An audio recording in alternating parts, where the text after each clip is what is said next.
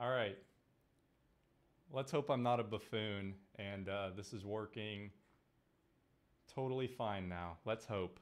Let's hope and let us pray. Hey guys, if you're watching this in the replay, it's nice to see you. Right now, I'm just waiting for people to go ahead and join in the stream. Fantastic. Already got people in here. Jalen, nice to see you, man. So I had, if you're just watching this, Dave, Legacy, nice to see you guys. I had just live streamed for about 5 minutes and I realized my privacy settings were on unlisted. So I was streaming to nobody for a while. But where have I been? That is a fantastic question. And that's a question that I'm going to answer in just a few minutes once I get more people in this live stream, because, you know, this is more of a live stream where I want to talk to you guys about the channel, where I've been, what's coming in the future, a lot of exciting stuff.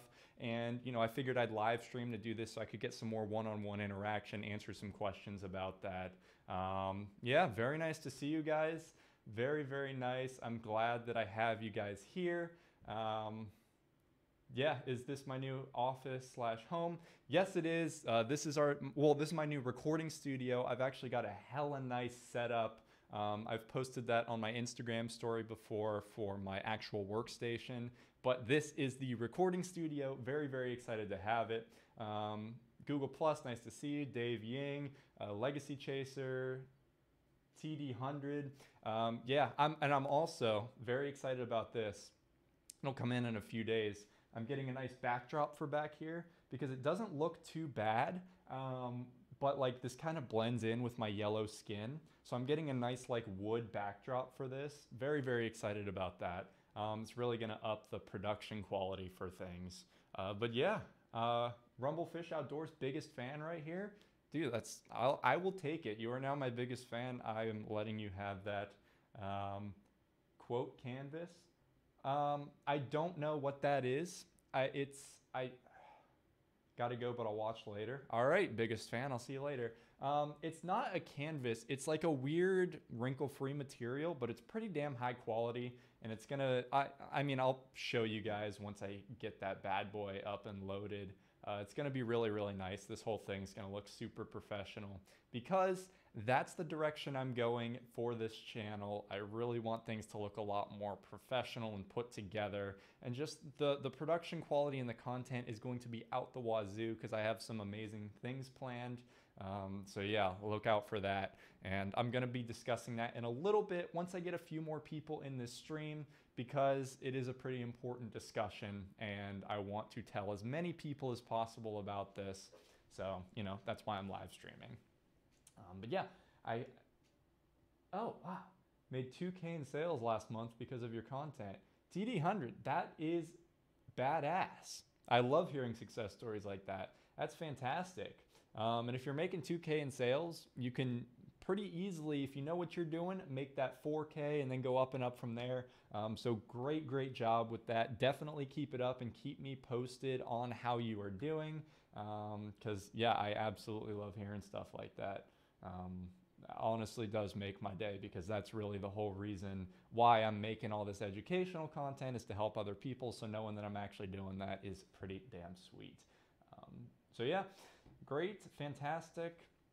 Only 8 people watching right now, but that's probably because I'm streaming at 9:00 p.m. Eastern time on a Tuesday night, which is not going to be normal. One of the things I am going to talk about in this live stream is getting more on a strict schedule so you guys know when to expect the content, which is something huge that I have not held myself to in the past, and I really think that that's going to make things a lot better.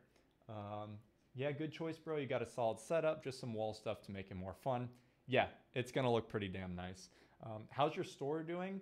So, Legacy, I don't know. I really don't know what anybody knows. But my main drop shipping store that I had for a while, I shut that down. It's not shut down, it's still up and I get passive sales through it, but I'm not focusing on it anymore.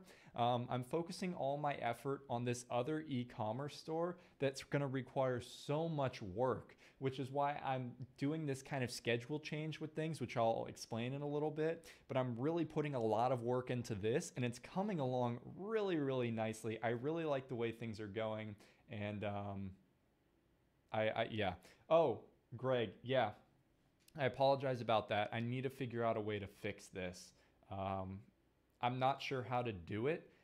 So this is a mic that has an XLR output, and what that does is it only outputs the sound into it's mono, right? And when you have it in there, you're supposed to split it and like flip them so that it just makes the quality a hell of a lot better. However, what I'm doing here is I'm putting into things. God, yeah, that's the problem with this mic. It's XLR. It's not really meant to be live streamed with unless you've got the right setup, which I certainly don't. So I'm trying to make it as good as possible. Let me put this in front of my beautiful face. And I mean, it's a really good mic. It doesn't pick up a lot of extra sound, so that means I have to speak kind of right into it. But yeah, thanks for letting me know, Greg. I did know about that, and I do hope to remedy that situation soon because, yeah, that mono audio is absolutely terrible, but, you know, that's kind of what I'm dealing with right now. So if you do know how to fix that, hey, let me know. I mean, I can probably figure something out, and I for sure will because this is annoying, and I'm not putting out content with this thing, having it sound like that. So, you know, we'll fix it. We'll make things better. The content in this channel and everything I do is only going to go up. So yeah, excited about that. But it looks like there's some new faces in here. Pretty much everybody, except of course Google Plus and some other people right at the start. So yeah, if you're new, very nice to see you guys. Definitely do love seeing new faces. That's fantastic. Martin Gauthier, awesome name. Nice to see you in my live section comments. TD100, do you dropship full time? Pretty much my full time is the education content that I do. I used to dropship full time until I pivoted into this, and now I'm doing the other e-commerce store. So yeah, this is taking up most of my time right now, and especially as I start up this other e-commerce store that does utilize the dropshipping method. Yeah. Legacy, I've been watching you for a year. I just changed my name. Oh, badass. Watching me for a year, and I started making this content 8 months ago. I will take it. Bending time space. I really appreciate that. Found you 2 nights ago. Newbie here. Hey, Matthew. As fantastic. I'm very glad you're joining in right now. You're joining in at a great point because my content is going to get infinitely better from here. Very excited.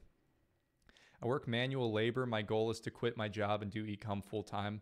Well, TD, you are... Oh, well, I miss Google Plus. Driving, so can't chat, but gosh bless, Zach. Always a pleasure to see you in here, Google Plus. I'm very interested to know how your store's doing. So when you stop driving and you get to your destination safely, let me know how that's going. I work manual labor. My goal is to quit my job and do e-com full time. Yeah, that's definitely possible if you know how to scale things, and that's definitely what I'm going to be talking about in a lot of my newer content. Plus, you got 2K in sales a month. That's like, you can't do that if you don't at least know a little bit what you're doing. So fantastic job with that. And I definitely do think you can get to that point, you know, pretty soon. Let's see. New to your Facebook group, have a question. Do you normally blog with dropshipping? Deborah, that is a great question. And I did not blog with my first dropshipping store. However, you need to. I was misinformed about things. I didn't know how to do things properly. But over the past few months, I have really experimented with the benefits of blogging. I've worked closely in companies that do blog and get a huge portion of their traffic through SEO. And I do think that if you want to be successful in long term, you absolutely need to blog. My updated course, which is coming out in about a month, is going to have a crap ton of content about blogging. It's literally going to be half SEO and blogging. And my new e-commerce store that I am starting up is 100% really blogging. I'm having almost no paid traffic to the site. So it's going to be really interesting. But yeah, if you do want a long-term profitable business that really converts well, you need to focus on blogging and ranking things in SEO. And a ton of my content in the future is going to be about this. So definitely keep watching. What's your best advice for a brand new Shopify YouTuber to grow his channel? I would not recommend calling yourself a Shopify YouTuber. You're limiting yourself to the Shopify is just an e-commerce platform. And as I have been in the space more, I see that it really doesn't make sense to call yourself like a Shopify master. It's just the platform for e-commerce.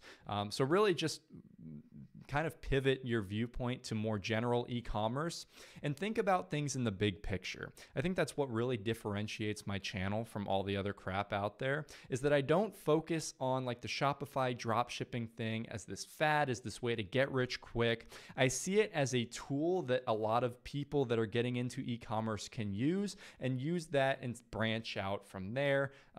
That's really my big advice, is to be more open-minded with things and do things differently. Think differently and see how you can apply different concepts to the methods that really everybody is already using to just make it a million times better. Let's see. But since almost all your videos, I think, and I learned so much useful info, that is fantastic. Good to hear that. Does dropshipping is job for life or just extra cash? How do you think? So like I just said, dropshipping really isn't its own thing. It's a tool that businesses can use to supply their products. And if you form a long-term business behind that utilizes the dropshipping method and you get some good suppliers in there and good relationships, it can for sure be something that you form into a lifelong company. It takes a crap ton of work, but it is possible, yeah. But like the quick throw up a Shopify store in 24 hours and start making money thing, that's not a lifetime thing at all. And that's not something anybody should look into. Like those 24-hour challenges or 3-day challenges, crap. It's absolute crap. Don't even look at that. It doesn't matter in the long term. And that's what we want to go for, is long-term success. Really like your A to Z niche vid. Yeah, that video's been doing well recently. I'm surprised. Do you think voice search will hurt text search? No, not at all. Text search is always going to be pretty dominant. Are refunds difficult when using AliExpress? No, not at all. They're not something to worry about. How would you target audience in Facebook ads for canvas prints? I've started a canvas dropshipping website last year and had to quit after 2 months because my target wasn't working. That's really tough. I would really try and rank your canvas prints in SEO. They're just not something that performs well with cold interruption advertisements. Like if you're just on Facebook and you're served an advertisement for a print, very rarely are you going to be excited enough to go and spend the $20, $30, $40 to buy that print right off the bat. You really need to form a good brand and some good content behind everything. Maybe a blog about spicing up your workstation or your home place, whatever, and have prints as the main solution to that, and then have an interconnected store to that blog. There's a lot of options for it, but running cold traffic to stuff like that, really any type of vanity products that just look good, but don't really solve a problem that people are having right at that moment. And like you can just tell them, hey, you have this problem, and then they go ahead and buy it. You would probably want to do one of these alternate methods. Oh crap, I wasn't really expecting many of these questions. Okay. Best for ads, Facebook or Insta? I've had better experience with Facebook ads, but you got to test. Thank you so much for taking your time to share. Was it tough to get views and subscribers for your YouTube channel at the very beginning? Absolutely. My channel was so small for the longest time, but it kind of grows exponentially. You just got to make good content. But Rolling Earthship, I really hope that you're making this content because you really like making content and helping people, and you're very knowledgeable about the space, and you're not just in it because you think you can make a quick dollar. I've seen so many channels try and rise up and try and do stuff, but the thing is, when they make these channels to try and rip people out of their money, when they're trying to hop in on this fad, they don't understand how e-commerce works, right? This channel that I'm running is run as an e-commerce business. So I know how to run this channel and this education business because I have had success running e-commerce stores with dropshipping, what have you. And, you know, that's what really puts me apart too, because I actually know how to run a business so I can run my channel the same way. So many people don't know how to do that, and that's what makes them crash and burn and just come off as losers. How to grow Instagram audience of Shopify store. What methods are effective? Shout outs, giving products to influencers. Oh, and I have a video on how to create a good feed and also how to use influencers to grow your account, but also just use bots. I actually have a fresh account that I started about a month and a half ago, and it's already up to 7,000 followers.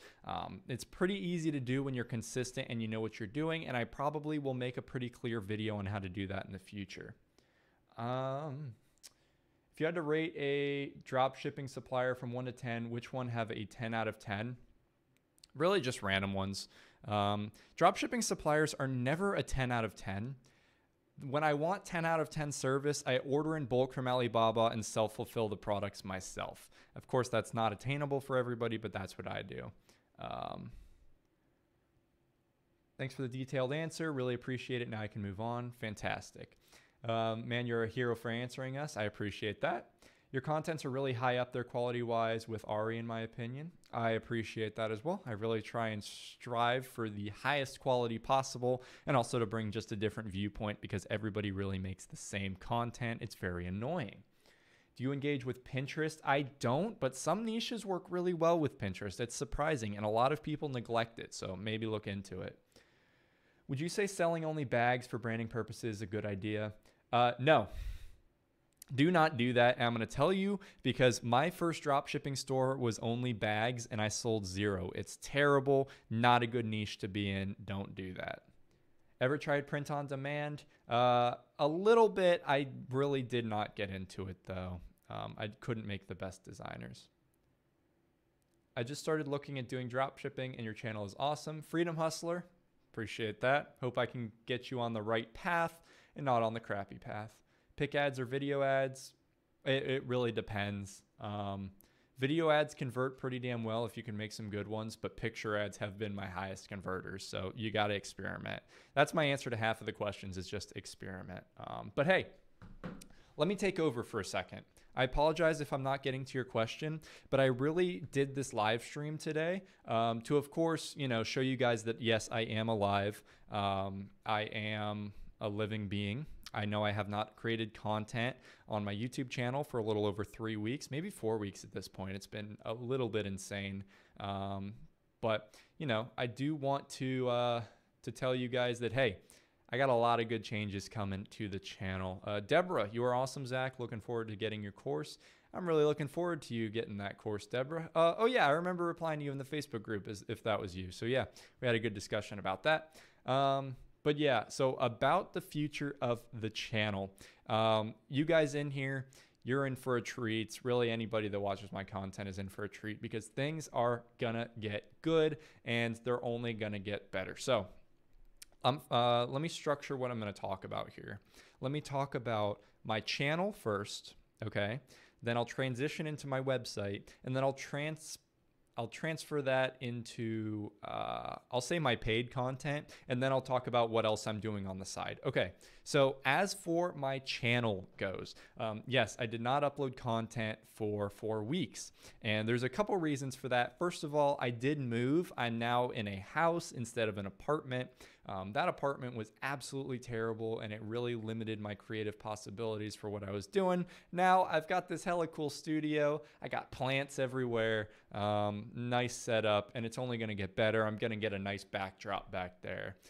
Things are going to look awesome. So that was definitely a big thing. And just additionally, I've just had so much going on in my personal life that's really taken over a lot, but things are kind of settling down.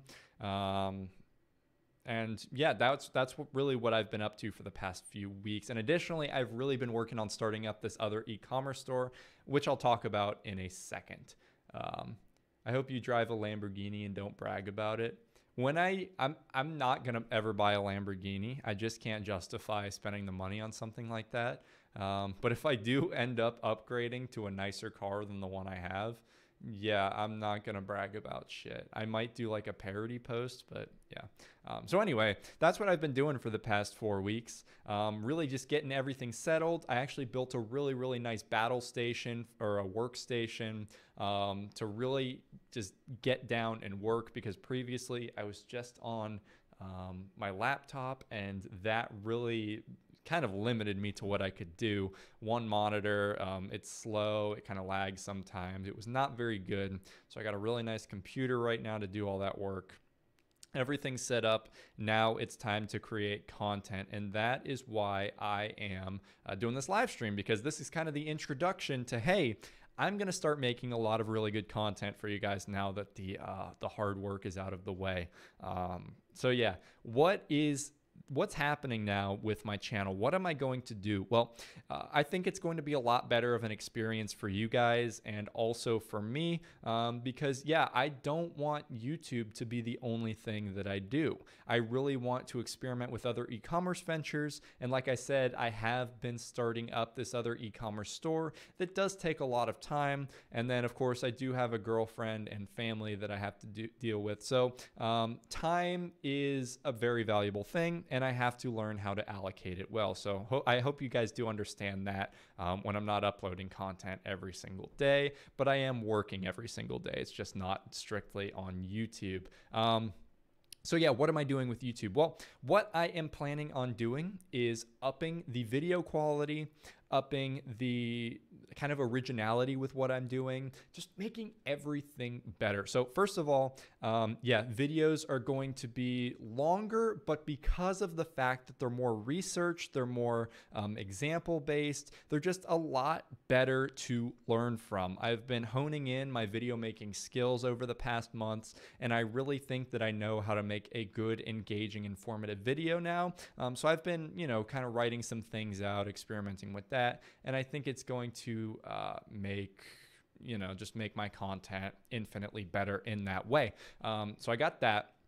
So, and then I guess I'll say this because it makes the most sense to say this now. I'm going to get on a schedule for creating content, which I'm very excited about. And I hope you guys are excited about that too, because the schedule is not only going to be for my videos, just like the videos that I create and upload, it's also going to be for my live streams, because, live streams really are kind of the bread and butter of this channel. They really allow me to interact with you guys and just make it more of a personal experience when you really don't get that from many other people. And I really, really like doing this and interacting with you guys. So I am going to be doing weekly scheduled live streams that I really hope you guys are able to tune in for. I'm going to try and make it at a pretty accessible time for everybody.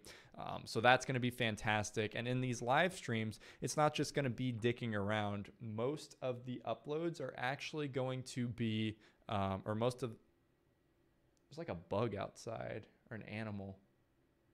It's like scratching. That's creepy. It's going to be themed live streams that focus on like a specific topic, right? So it'd be something that maybe I had made a video on in the past, but I want to elaborate on in live stream format, teach a little more in depth, like less engaging than how a YouTube video has to be, but more detail oriented, and maybe take some questions from you guys and elaborate on some points. I'm going to be doing that. So live streams are going to have a lot more structure, and they're going to be scheduled out. I have to figure out when the best time is to do a live stream. And then additionally, yeah, videos are going to be scheduled. I think what I'm going to do is I'm going to upload, I think it's going to be 2 videos a week on this channel, scheduled of course, and they're going to be, like I said, the higher quality, higher production quality, more engaging, and you learn better from it in general. So really the channel is going to have less content, but damn, it is going to be really, really good content. And this is the shift that I've been wanting to make for a very, very long time. It's just kind of hard to do that when you're just starting off, because then you have less stuff showing up in YouTube and you got to play the YouTube game to get up there. But now that I have a pretty solid viewer base, at this point I have over 12,000 subscribers, which is absolutely insane. It makes me pretty giddy. I'm very excited to be at that number. Let's get to 100,000. I want that silver play button plaque, put it right back there. You know, it's pretty damn exciting. So now that I'm at this point, I've got some nice loyal viewers. I feel like I'm at the point where I can make this shift to less frequent uploads. So I'm less playing into the YouTube game, but just making the content so much better. So that's what I'm doing for that. Okay. Now, on the side of this, I also have my website. It's zach-inman.com. I've got that right there. Probably go to that, check it out if you haven't done that already. You know, it's pretty cool. I put a lot of work into it so far, and I'm going to be putting a lot of work into it in the, you know, right now and more in the future too, through blog posts, because I am really, really pushing for more SEO based stuff in my e-commerce store, but also with my education business. And so I'm not going to be a hypocrite and tell you guys, oh, rank your stuff with blog posts, get in there in Google and you know, not get the short-term traffic that everybody's preaching about, you know, form the long-term stuff. I'm not just going to tell you that and not practice what I preach. So on this website, what I am doing, before you mentioned it, amazing content. I appreciate that. What I'm doing on this website now is I'm really trying to rank my education business and take it onto another platform other than YouTube, because YouTube really is a crock of crap, and you know, you never know what's going to happen. So I want to kind of diversify that. So on this website, I'm writing blog posts, very detailed takes on, they're probably going to be, yeah, this is going to be replayed and saved, by the way. Detailed takes on like past video topics, on just things that I think I can write a good blog post about. They're going to be super detailed, super easy to take in and learn from. And so I'm going to be focusing a lot of my time on that as well. So that's where a lot of my time is going, into writing those blog posts and really trying to make this website as good as possible. Now, additionally, with that website comes an email list. I have a very decent amount of email subscribers now. If you are an email subscriber, then I'm going to start sending stuff to you. Don't worry. I'm going to send very, very frequent. It's just straight up value. I'm never going to try and spam you with stuff in the emails. On my broadcast list, you're just getting straight value. But it's because I want to connect with you guys outside of this, you know, like random algorithmic platform that is YouTube. I want to have like that direct line. Just you can consistently expect my emails. It's probably going to be like 9 a.m. on certain days. Just expect them, and you know, we'll connect. So that's another thing that I'm really trying to grow. And then of course, you want to have that for your e-commerce store as well. And this is where it gets exciting. And this is a huge reason why the content frequency on my channel is not going to be as high as it was in the past. And that's because a lot of my time is now going into this e-commerce store that I am starting up. So I do have to apologize initially that I'm not going to be showing the e-commerce store until it's at a pretty decent point, because of the fact that, and I trust you guys that are in this live stream and watching and are fans of the channel, I trust you guys not to do this, but people will copy me. They copy any type of public figure in the e-commerce space. They ruin their business, and that will happen to me as well. So I need to keep this secretive until it does get to a decent point to where I can share, but I am working on this at the moment, and I'm going to be working on this very, very hard for a very long time. Like I don't think that I'm going to be able to cool it with this for a very, very, very long time until I can start outsourcing everything, which, you know, is going to take a while. So That's a huge thing that I'm working on. And what this is it's a blog hooked up to an e-commerce store. And now this is the approach that I'm really teaching in my updated course that's coming out probably at the end of this month, maybe a little bit into September. So if you are interested in this, either watch my YouTube videos that are going to be coming out, because this is the approach that I'm really, really pushing for now, because this is what forms long-term businesses. And additionally, it is... dirt on my screen. And additionally, it's just the better thing to do. So this is what I'm going to be doing. I'm going to be making content regarding my experiences with this, do some kind of case studies on my own store, except, keeping it secretive. I got to find that little balance, and we'll see as we go along about that. Freedom Hustler said, people always copy. Anyone sharing Amazon products always gets copied. I'm sure it's the same for dropshipping. It is. Actually, in my course, I created this store. It was totally an example. I was like, don't do this. This is not the best example. I created a store called The Friendly Pit. And it was like a pit bull niche store. I was like, this is bad. Don't copy this. I was just doing it for the sake of like showing how you do certain things. Well, I can see in my Shopify affiliates what stores are created. And I had at least 3 stores that were, so Friendly Pit is like Friendly Pit Bull, right? So my store was called The Friendly Pit. There was a store that was created that was The Friendly German Shepherd. There was another one that's like The Friendly Pooch. I was like, oh my God, even when I explicitly say this is a bad idea, don't copy this, people copy.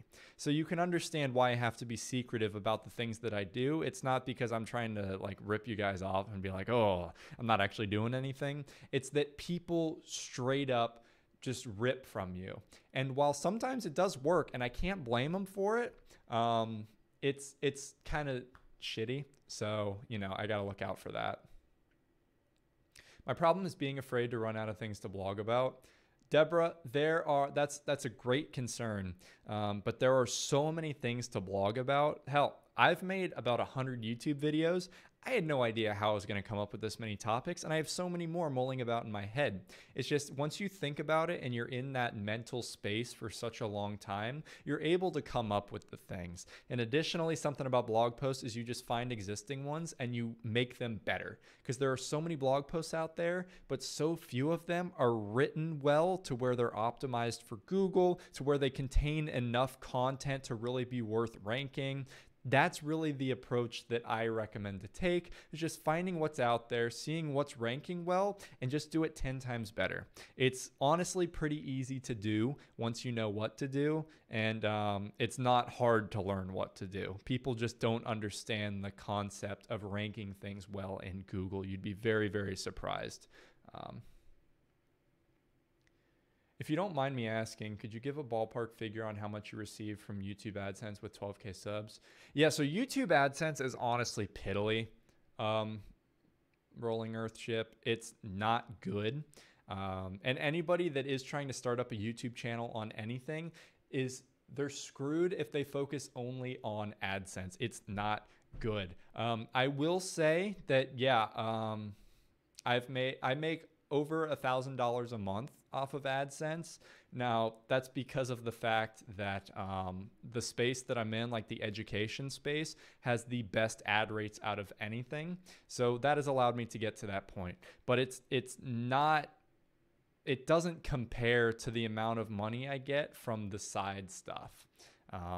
So really don't focus on AdSense. If any of you guys are trying to worry about a YouTube channel, just use it to grow your business outside of YouTube. It's just a good way to reach people. AdSense is piddly.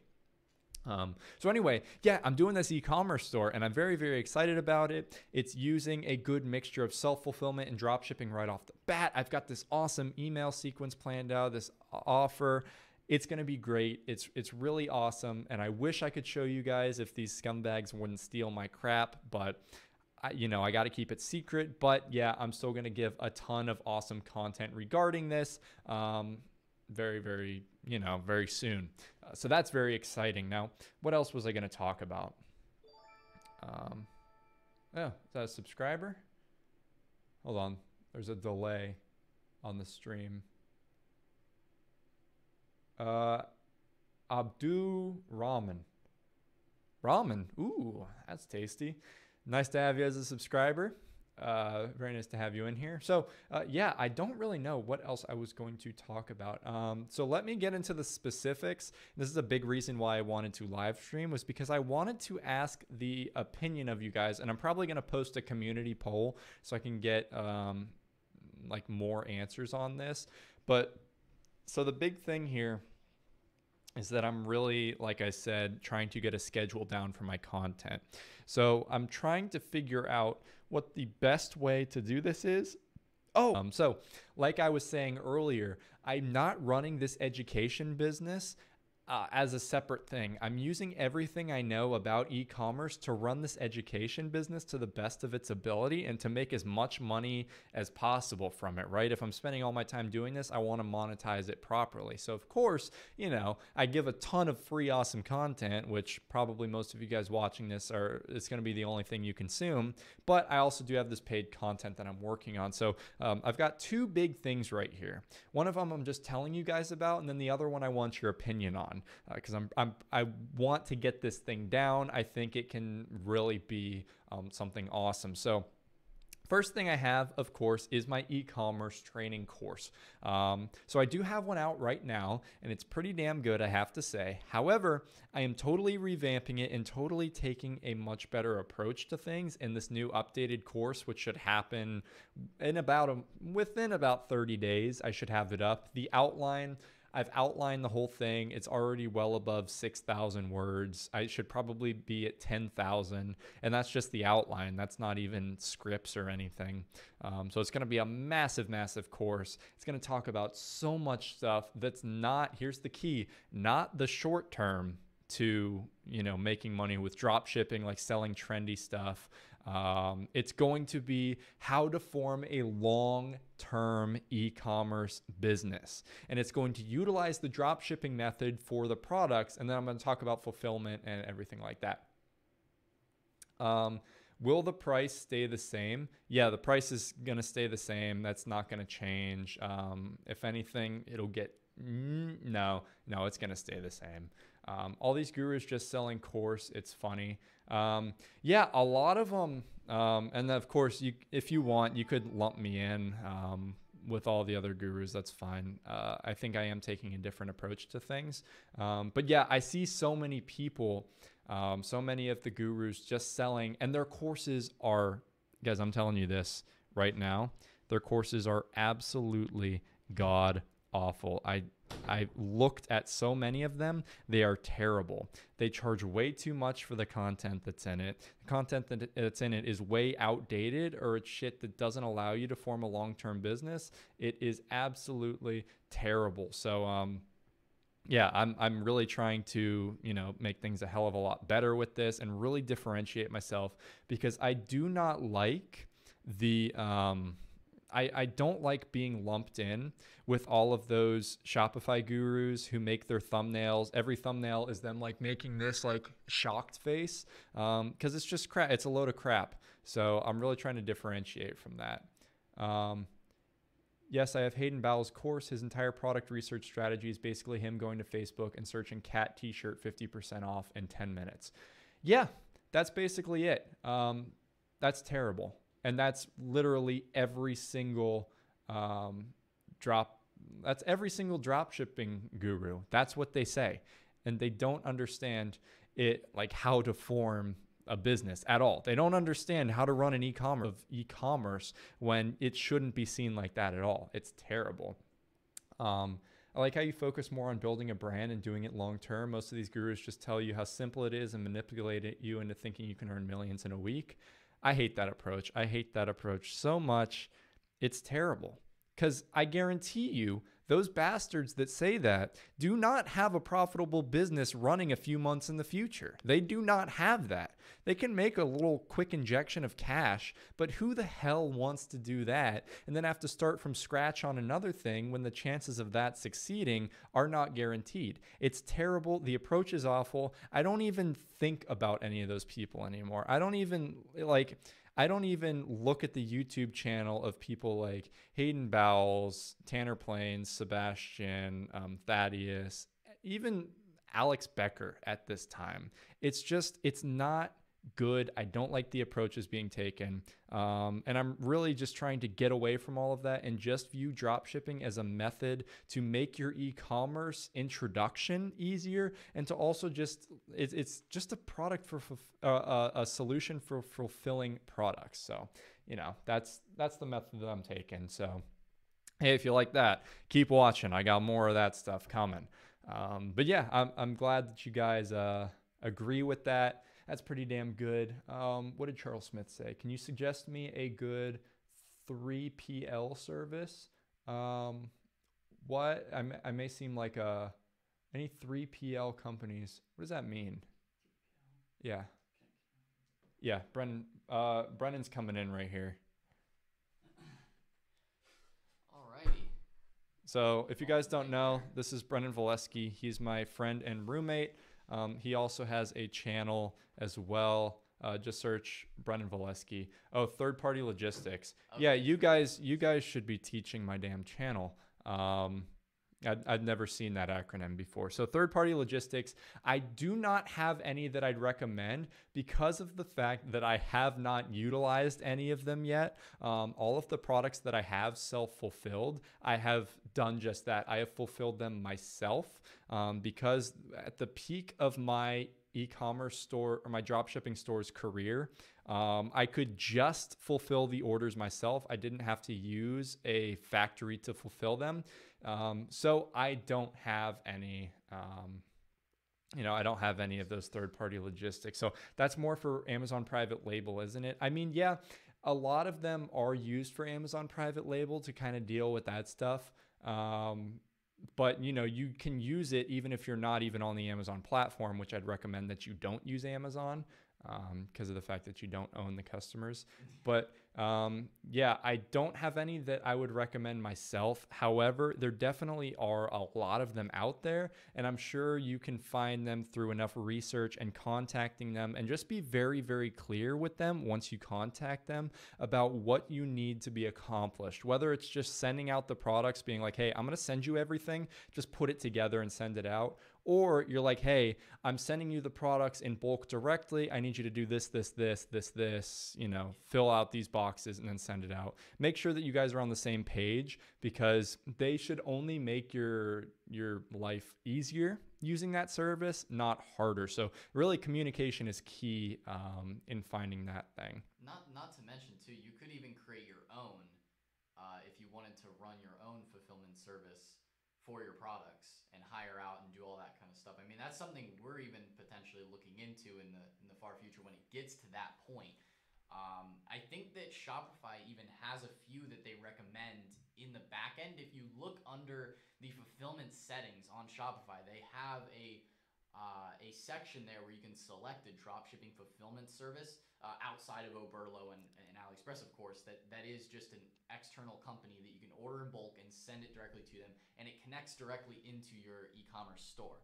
I think the mic should pick up from this. The mic, it's going to be a little bit quiet. Quieter, yeah. Problem why it doesn't have it is because this isn't the most adjustable thing.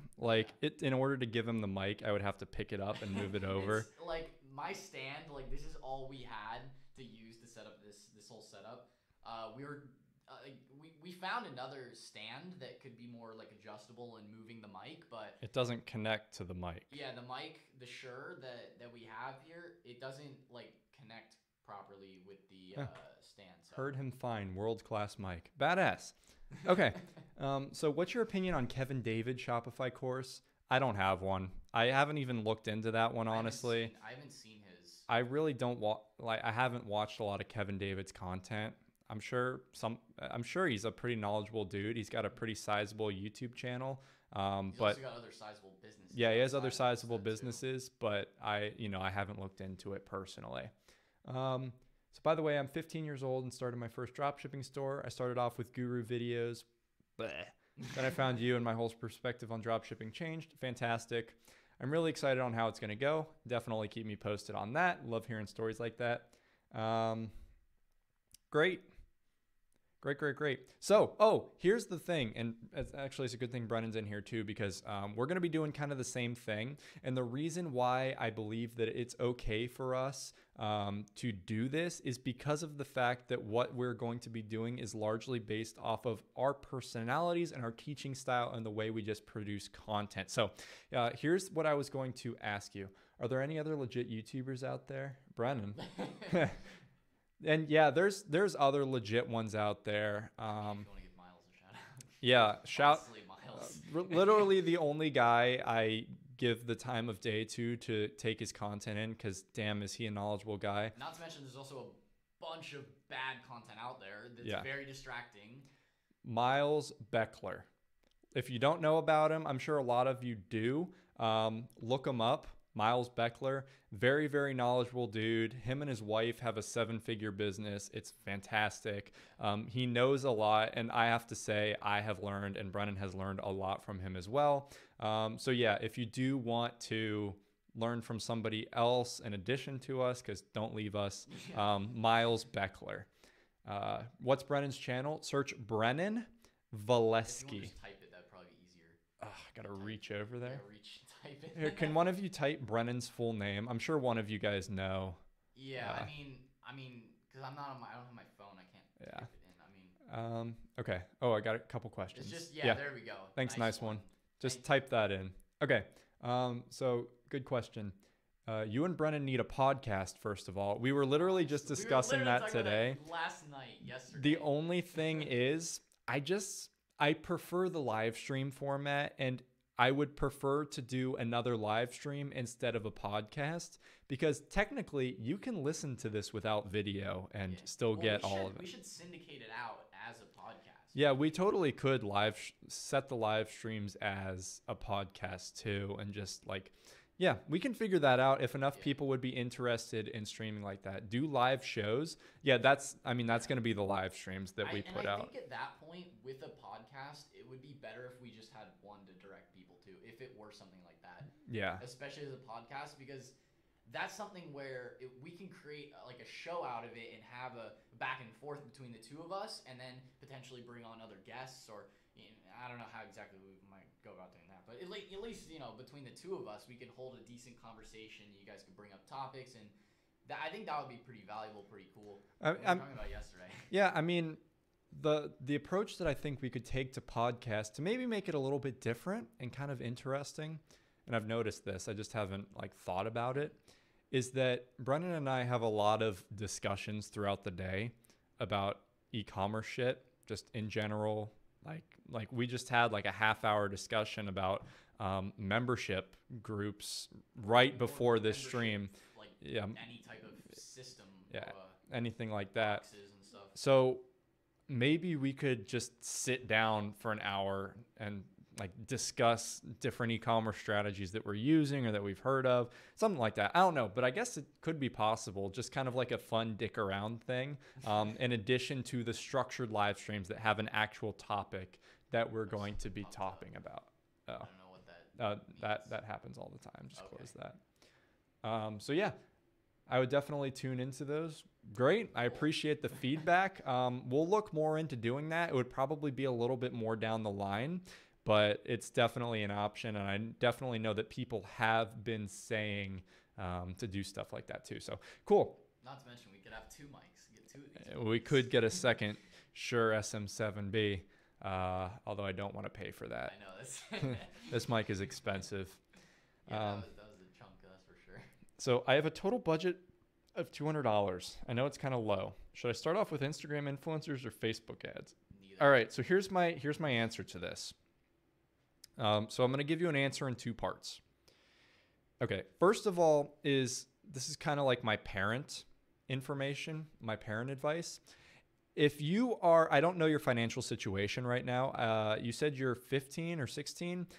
So you probably don't need a lot of money right now. If you are short on money and you do need money, what I would recommend is getting a job that has a wage so that you are guaranteed to get money for your time. When I was your age, I needed money to pay for gas and whatever else I was doing. If I had tried to run an e-commerce store with the little amount of money that I had, I didn't start making a good amount of money for a little while. So I would have been screwed, but I worked this job and I just made I bettered myself during this time, and it gave me a good amount of cushion to experiment with later, right? So if you are short on cash, don't turn to e-commerce because it's not guaranteed, right? If you need money, get something that'll guaranteed give you money, right? That's my advice for that.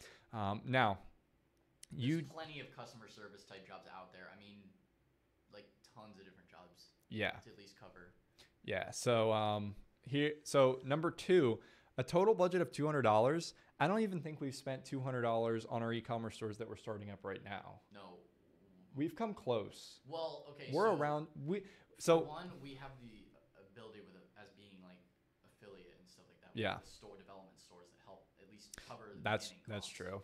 But not to mention Thrive, at least for the WordPress side of things, that was over 200, I think, for the whole store. Oh, with everything. Yeah, with everything. Okay. So I'd say on the generous end, this is probably more money than we spent. We've put $300. If we did not have our affiliate links that we used to sign up for ourselves, $300. We are partners effectively, so we get the free. We get the free development store to help people and create content and all that kind of stuff.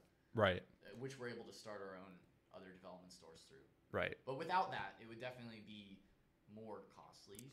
I mean, I don't know. You were saying an estimate of around. Yeah, so around $300, I'd say, is what we put into it, and a lot of the stuff is like a yearly cost too. Like our hosting service, we pay yearly for that. Yeah, the domain and all that. Domain, you pay yearly. For a bunch of the plugins and stuff, that's a one-time fee. So a lot of the stuff is like a quick cash injection, so it's not too bad, and you have the stuff forever. However, once you have this stuff built, and you don't even need a lot of that stuff, you can put up a website for pretty damn cheap. And this is the approach that I'm giving out, and I've mentioned this in this live stream. You do not need to spend money to get people to your website. If you're okay with waiting, you rank stuff with SEO, right? You rank your website and your pages and your blog posts in Google, and that's your old store. Yeah, my old dropshipping store. I've long since run ads for it. I have not run ads on that store in about 6 months, just because I've been working on other stuff. I still get sales on that store. Okay, in the past, last month, I made $150 profit just passive off of that store because shit ranks in Google.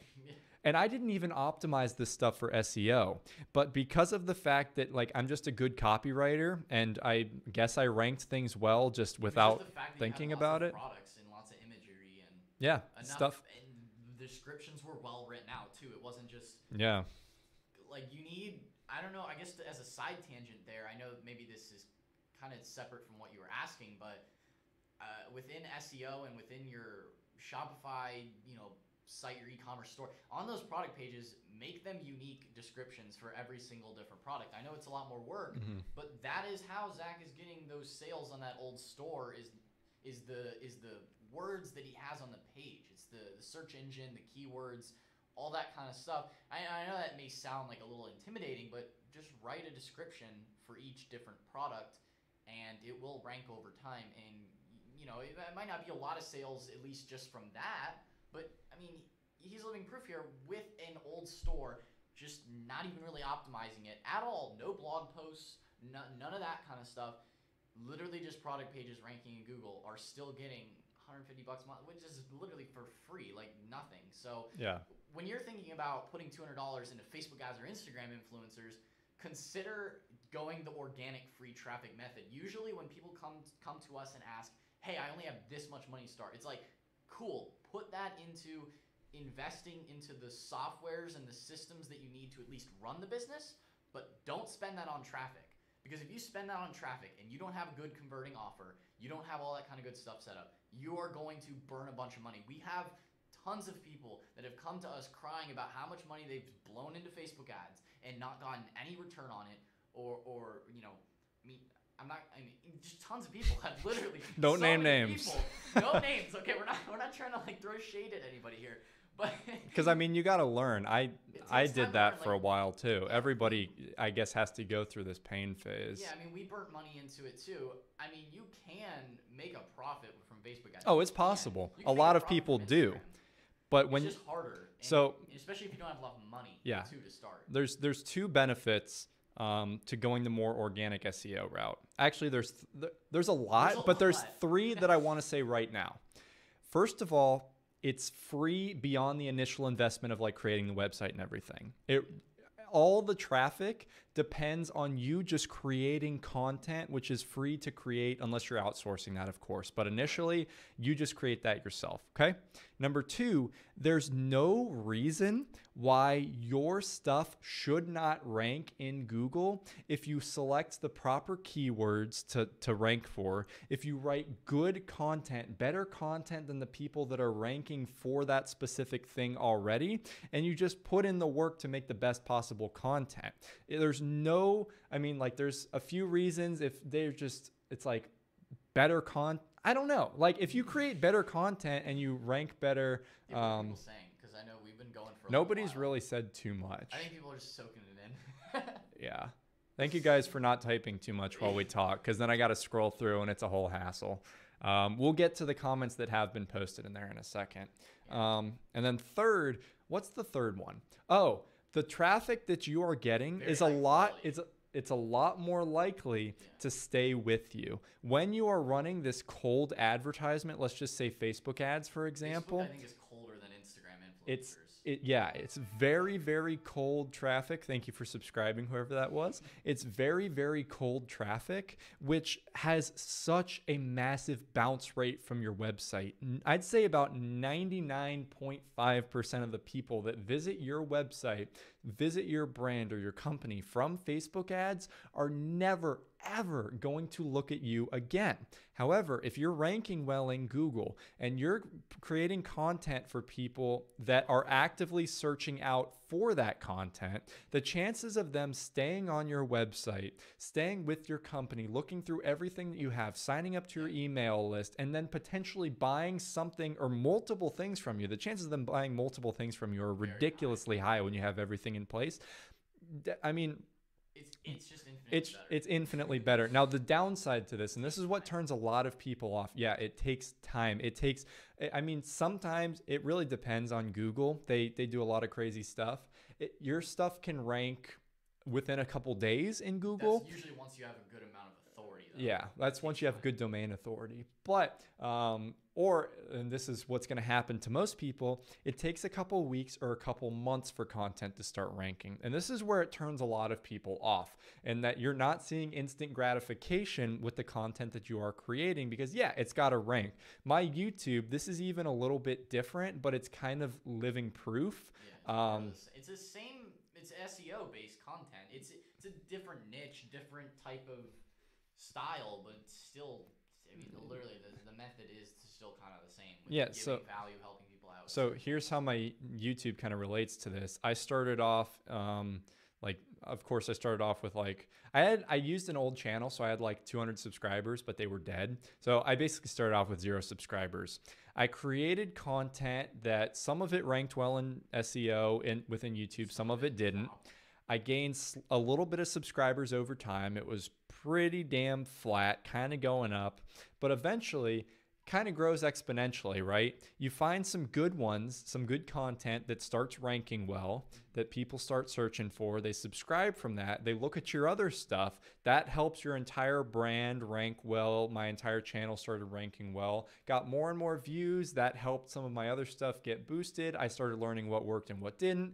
Grows and grows and grows. And now I'm at the point of over 12,000 subscribers. And that's at a point now where I have very, very good authority to where YouTube likes me a lot more than some other people. And it'll push my videos and rank them better. Plus, I get that initial boost of people looking at my content. And then additionally, because I'm so established, people are more willing to give their money for what I'm offering, and in this context, it is my course or whatever other educational content that I am creating.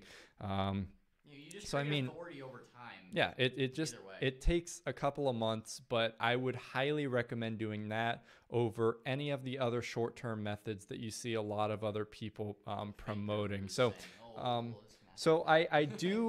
I do want to say this because I have seen his name in this chat a couple of times. So I do want to say this about Ari, and that I do have respect for him. He does seem like a cool dude, not hating on him at all. The method that he is promoting, though, which is the Facebook selling trendy products, Yeah. does not last. He's Literally. already gone through like 2 stores, and that's all that I know of. He might have done more. He's done more. I did a little bit of research on him actually, just out of curiosity. Like we both said, nothing against the guy, honestly. Like, he's made money from He's it. obviously made money, yeah, and he's he's legitimate to a degree, but what he's putting out there is not exactly fully the truth based on his past experiences and based off of the stores that he's cycled through. And that's the thing. When you're going through that Facebook ad thing and you're running off of very, very, very slim margins, you are just running on a dangerous line because people don't know or care about you at all. They don't really know. They're just buying through to that viral product.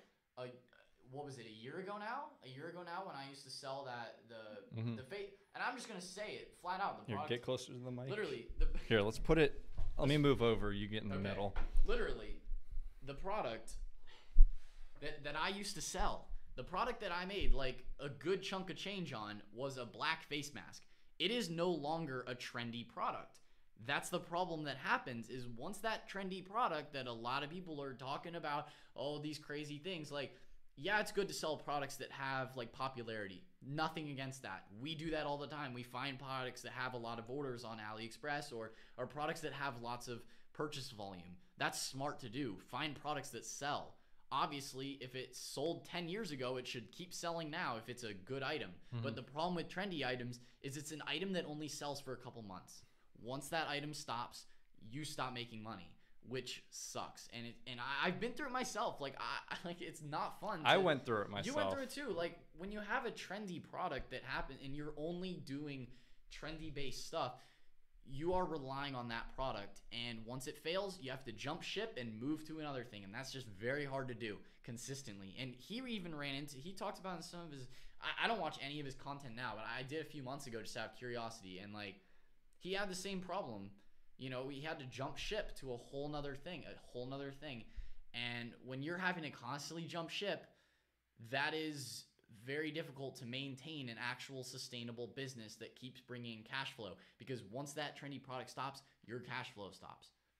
I know it's a bit of a rant, but like it's so important because don't fall into that trap of only doing that. Yeah, it's just so short-sighted and short-term, and you're putting so much effort into things, right? Now, you may put all that effort into Facebook ads. They work for this trending product. They start to his cash flow comes from courses now. Well, that's low key. I mean, that's why.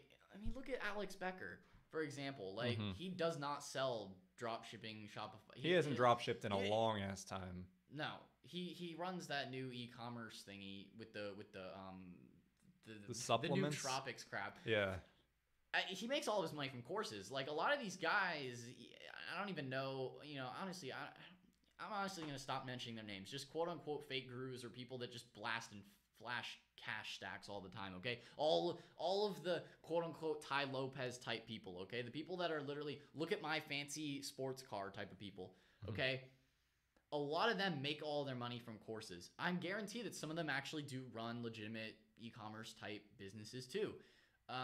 But like when they're flashing all that stuff, like, yeah, they realize, oh man, a trendy product, man, I gotta just make a course. That's way more consistent income than selling a trendy product.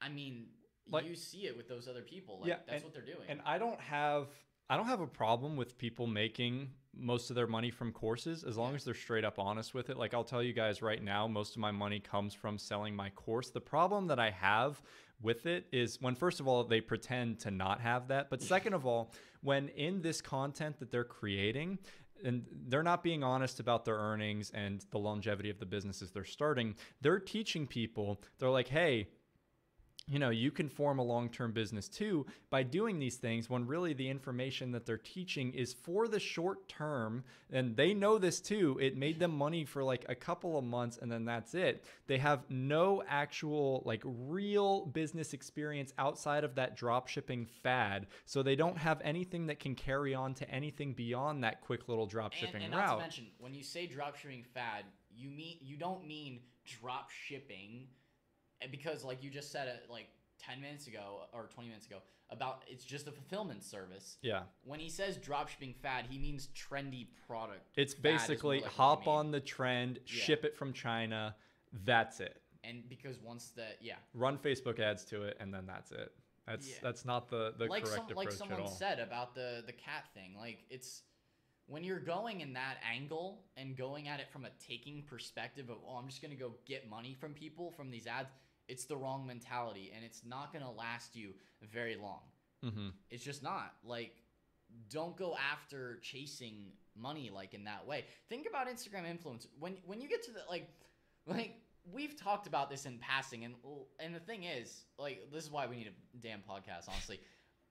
When you think about Instagram influencers, you don't even own the influence that you're paying for. Secondly, they have all the leverage on you. They could charge you as much as they want. You don't own that audience at all, unless you're building your email list from the traffic you're sending. But that's a one hit. That's a spike traffic. That's not consistent. That's not consistent at all. And with Facebook, you got to keep paying Facebook to keep getting traffic. Which is why I'm like, literally, and I'm going to talk about this in my course, and I'm going to talk about it in my future videos, and I even talk about this in some of my past videos too.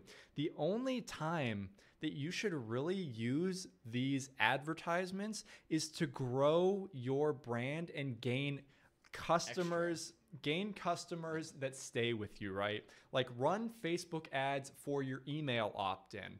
Run Instagram influencer ads to grow your Instagram page that then links to your opt-in or gets them into your business. It's the short-term stuff that is the devil reincarnated into like Facebook or whatever else. I mean, you know what? The same problem happened with MySpace back in the day. I know a lot of you guys are younger.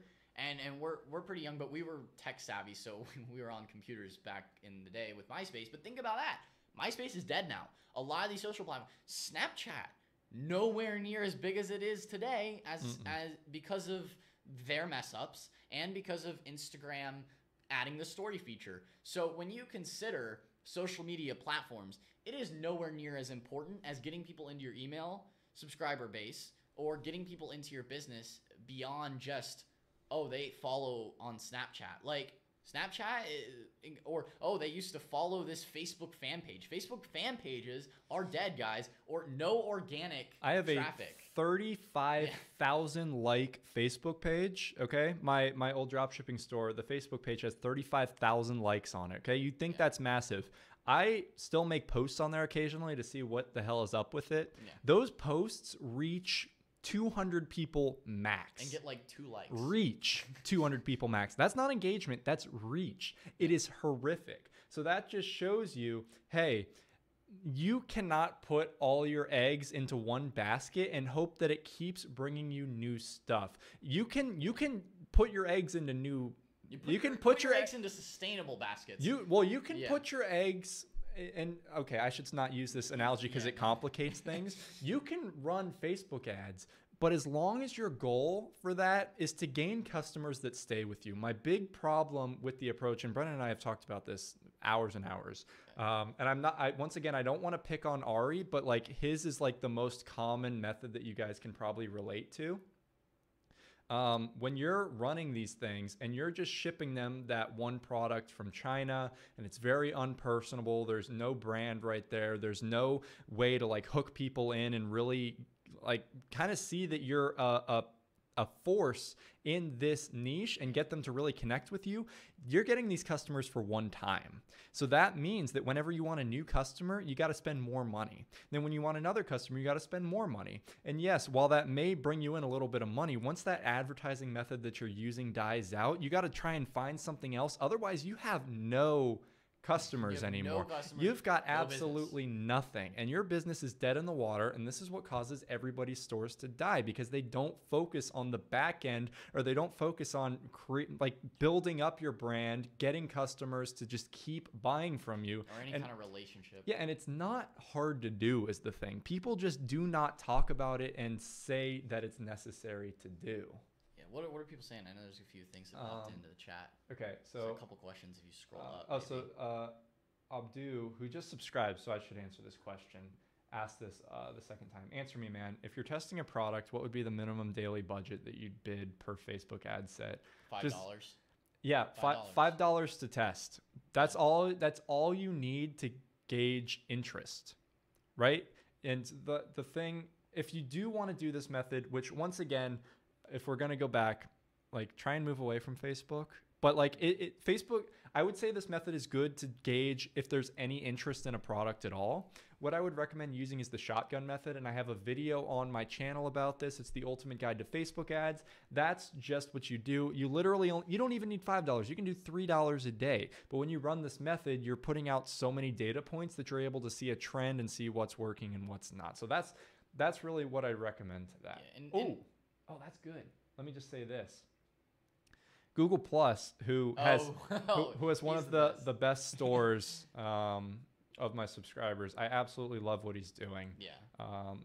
And if you want to share what your website is or your Instagram, Google, you can, because it's pretty good. But if you don't want to, then I understand. I mean, why. He's been in the stream he before has, and but shared I'm not going to bring it up just out of the blue. Of course, yeah. His return customer rate is 12%. That's really good. That I really don't expect anybody to have much higher than that, just because most people are just like, oh, I want this one thing and then I'm out. But 12% is really, really damn good. And I can understand why, because you are establishing yourself as a powerhouse within the niche that you're in. I see nobody else doing things like you do. You get so damn personal. Yeah. With the people in your niche. You show so much passion and knowledge for the niche itself that people just want to keep coming back to you.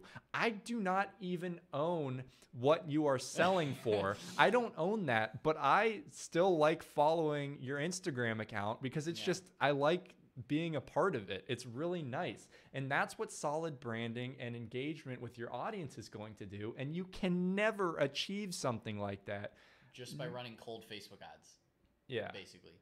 Trying to keep the store on the down low now that it's taking off. Yeah. Absolutely. Yeah, that's why we figured don't just blast it. Because it was a few months ago, I think, when you posted it. You were just getting started when you posted it. I think it was in my stream when I was doing the store reviews, or maybe it was Zach. I mean, either way. Yeah, I know it was kind of... it was definitely in the beginning phases back then. But even then, you had the right mindset for it from the start. And that's the thing. And you should honestly add a blog or something. Create a... He does have a blog. Oh, he does? Right. The one thing with your blog is try and rank for more keywords. Look more into keyword research. But I do like the blogs that you're doing because it's very engaging for your audience. It's very personal with them. But if it is working for you, go ahead. I see you get a lot of comments on the blog. So, I mean, keep doing that. But maybe even try and rank for some keywords related to your niche in SEO. So, yeah, that's fantastic, though. Honestly, one of my favorite guys to watch grow, because you're honestly doing everything right. Really appreciate that. And I'm glad you're in all the live streams too.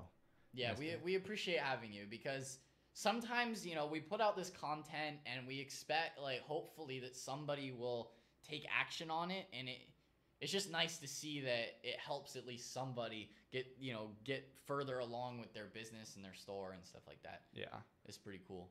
So good idea. Haven't done any SEO yet. Yeah, that'll just SEO take you to the next level. Definitely, SEO will take you to the next level. Try out KW Finder. It just search on Google KW Finder. That tool what we use. Is amazing to find keywords. Literally, is that the... What is that? Is that your computer? There was a fan noise. That's my computer.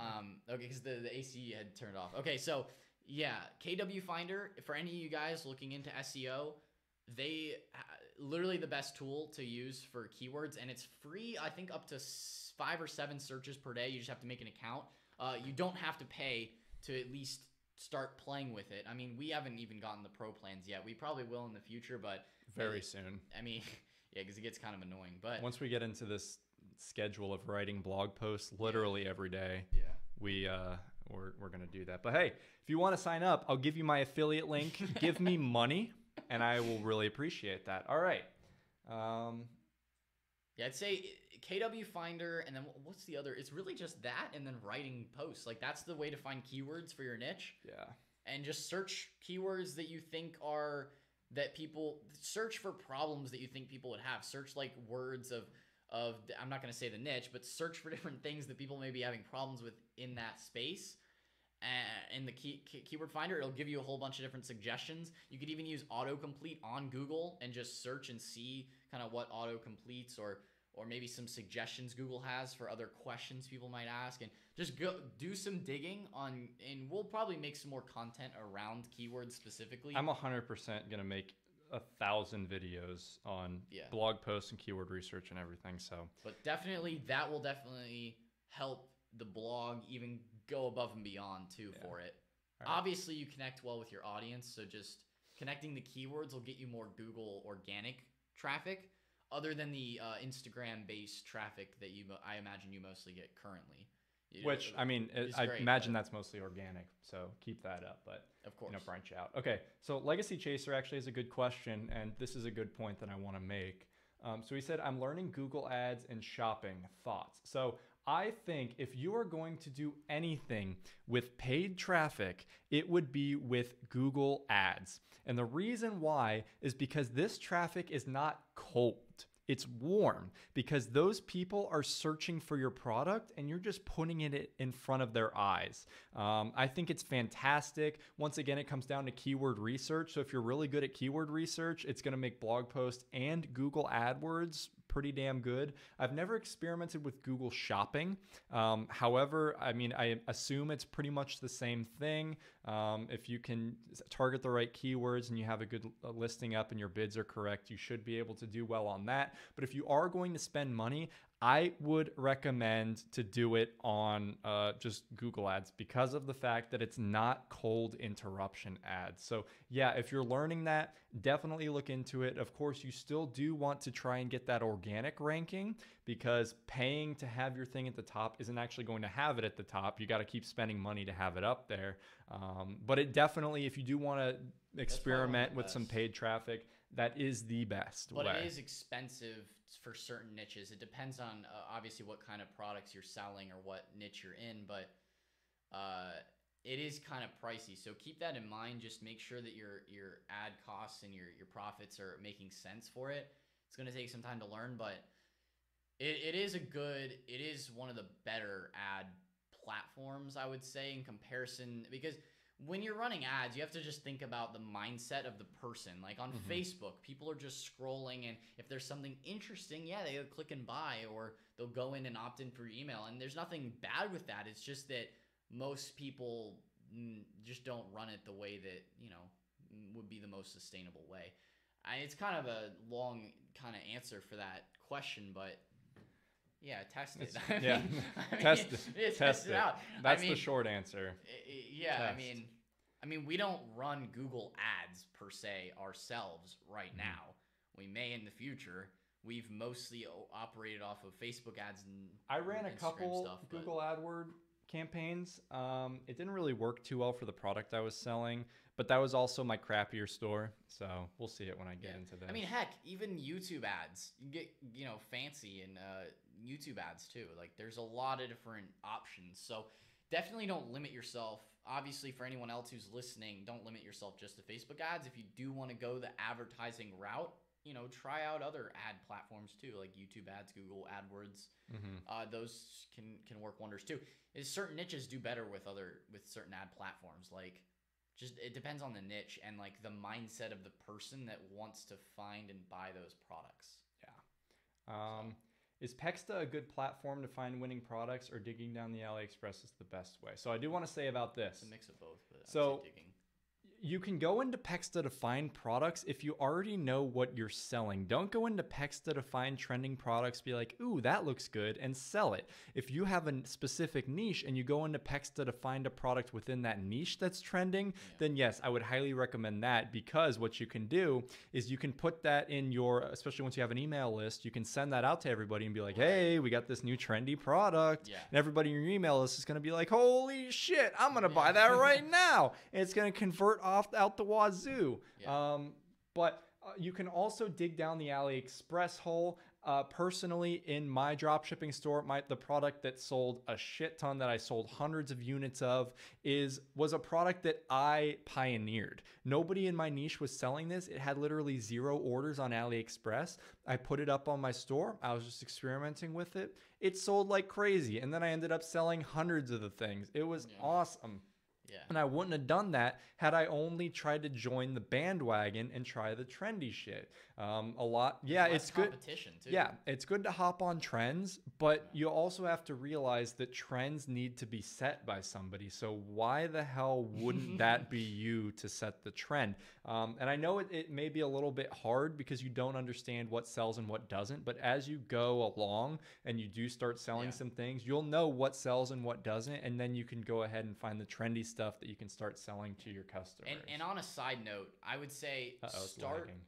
It's lagging. That's fine. I would say what Zach had done with the whole research and stuff like that, that's definitely, once you already have an idea of what kind of products would sell and what works well, that's how he was able to figure out, okay, this product is obviously something that my audience would, or, my group of people, my people would be interested in, of course. So I would start in the beginning with the stuff that already has very high order volume and slowly trickle in the other products down the road. That's kind of what we're doing with our new stores now, is we're, bulk importing like the most popular products in the niches, because obviously they sell well. It's a problem that a lot of people have, or a lot of people want to buy, and then add in the others, trickle down over time to give yourself more diversity, some other kinds of products in your product line, and maybe finding those trends that you can, be a trendsetter with. Thank you for subscribing. So it's definitely a mix of what you find. I would start with what already has guaranteed data, which is the highest ordered products in AliExpress for the niche. And then branch out from there. And branch out after that. Like, especially as a beginner, because, think about it as a beginner. A lot of people probably have no idea what would even sell. So start from the data that shows high orders. Yeah. And after that, find other things. But, I wouldn't say start with trying to find secret nuggets, because you're going to get lost in AliExpress, probably waste a bunch of time importing products that don't sell. Well, and the problem is, too, what I see a lot of people do is they try and hop on trendy products. They're like, oh, it's not selling. And then they think, they don't understand the fact that they're not selling the product right? Like, a product may be trending because this one company figured out a way to sell the product really well, so they're ordering it a lot, right? But, it doesn't mean that anybody can just take the product and throw it up on their store and it'll sell like crazy. You need to have the right marketing for it. So that's kind of the cancer that is trendy products, because of the fact that people view them as, oh, this is the secret to getting a lot of sales. It proves people buy this product. Having a good product is only half the battle. It's literally just about a 50-50 split between having a good product and actually selling it properly. So that's the approach with that. And now I do have this question right here I want to answer, because we were on that one for way too long. Yeah. Are there any ways to get more personal as a drop shipper? I also want to go for the more personal approach to build a bigger returning customer list, but I don't know how. So Emil, whatever you're saying it, Emil 12. So here's my answer to this. And so there's really two main things here. First of all, you need to prove that you are in the niche because you like the niche. Okay? No, the other one's the broken one. I have a broken succulent and I didn't bring it out for filming because it's sad. This one looks good though. you want to prove that you're in the niche because you really like the niche. So what most people do is they just sell products. They're like, oh, doglovers.com. And then all they do is they don't show that they love dogs. They just sell shitty Chinese bracelets that say, I love dogs. Yeah. It does not give off that vibe like, oh, this company legitimately cares about this niche. So yeah, people may buy from you, but they're not going to feel that connection to you and want to come back and learn more from you and buy from you. So of course, this can be achieved through branding, first of all. Just make things very clean, make it look like, you're a powerhouse within that niche and you really like that. But additionally, you need to take the approach of providing value and entertainment around that niche with shopping on the back burner. Yeah. Most people do not like being directly sold to, okay? What you need to do is you need to give them content that they really, really enjoy to consume. So Google Plus does this really well with his Instagram feed. He posts content that is related to the niche. It's very engaging. He posts blog posts, like links to blog posts on there that are very engaging. It proves that he is very knowledgeable in the niche, really loves the niche, and it gets people feeling that same way too. So they go there, that they may see that encourages them to buy the product, so his conversion rate is higher, and then they're going to be like, oh, okay, so I got a good product, a good deal from this company that I know actually cares about the niche they're in. They're not just trying to make money. That's how they come back. Yeah, I want to come back and give them more money. It's that really, really personal connection that you're going to form by simply focusing on providing content is king. You got to provide that first and then be like, hey, if you like this, you may also like this product that you can buy over here. Yeah. And people may think, oh, because I'm not promoting my product immediately, my conversion rate is going to be lower. But you will be ridiculously surprised at the rate at which people actually go and find these products to buy after you initially give them that free content to kind of get them in the mood of, oh, I want to better my experiences with this particular niche because they've made me so excited with this free content. So, I mean, I said there's two things, but really I kind of formed it into one right there. Ooh, don't kill that one too. That's kind of one thing. Yeah, so that's really the big thing is you just have to prove that you're not in it to make money only.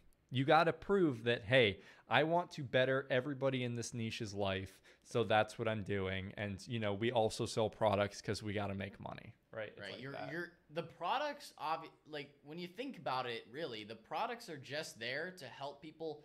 You're assisting people to find what they were looking for. So if, to be more personal, because to answer your specific question about how can you be more personal with an e-commerce brand, that's the question a lot of people have because it's e-commerce products. You're not actually creating the product itself, with information products, you're the one creating the product. With our courses, we made it. Like we're the one that made it. So it's obviously more personal. Like you can be more personal with that. However, with e-commerce, obviously no excuses to not be personal and to mail your list and be helpful and be cool. That's exactly what Google Plus is doing. Like posting helpful, valuable information on Instagram, blog posts, and all that kind of stuff. The content, like exactly what Zach said, that's how you be personal. That's how you give value. That's how you get people coming back because they come to you for the content, and you also happen to sell cool products. I was in a pet store the other day looking at fish stuff because my girlfriend just got a little betta fish. Okay, she got a little betta fish and bought like a ton of stuff. Actually, she bought like the little rocks to go with it. She bought the tank. She bought this. She bought that. Right. All the stuff added up, I think it was maybe $60 or so just for like a small fish tank. Think about that. If you're an e-commerce store and you love fishes and someone's searching on Google, hey, what's the best fish setup for a betta fish? Okay, and you show up on the first page of Google for betta fish. People are like, oh, well, I could just buy everything right here. Yeah, they're going to buy it right there from you because you help them out with figuring out what are the best products for a betta fish owner.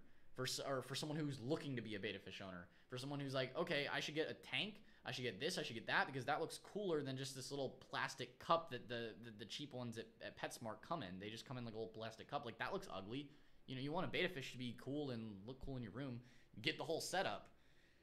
I hope that makes sense. Like, you can provide content around e-commerce products, give value, and then look, and if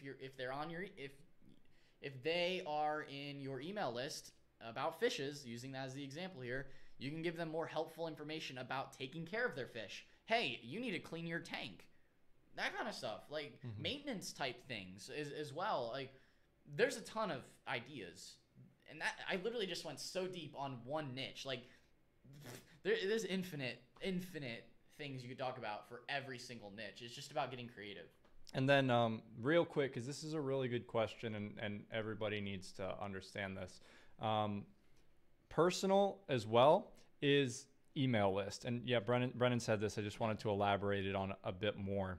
So many companies, first of all, so many people that are getting into e-commerce don't even worry about an email list. Terrible mistake. So many huge companies, massive companies, do not do emailing correctly. Yes, they may grow their email list, but they do it in such an impersonal way, right?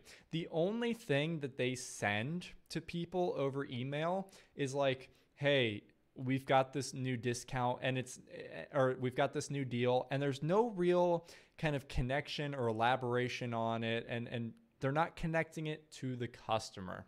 You need to use your email list to really form that personal connection with people. And like I said earlier, this is what I'm doing with my education business. You need to send emails to connect with these people in a way that really nobody else is doing. And of course, you don't need to be like, hey, what'd you have for dinner tonight? How's it going? You know, how are you doing emotionally? It should, on a side note from that, it should be focused around the niche that they subscribed in the first place for.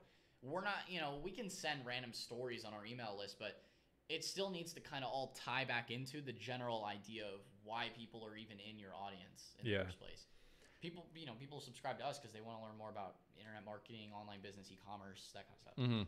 They're not going to want to hear about that. I mean, maybe some of you guys might be interested in some of the emails will be about my plants. I will send some emails about my plants, but that's because I relate it back to myself and I relate it to you, and I keep it very personal, and that's what forms that connection.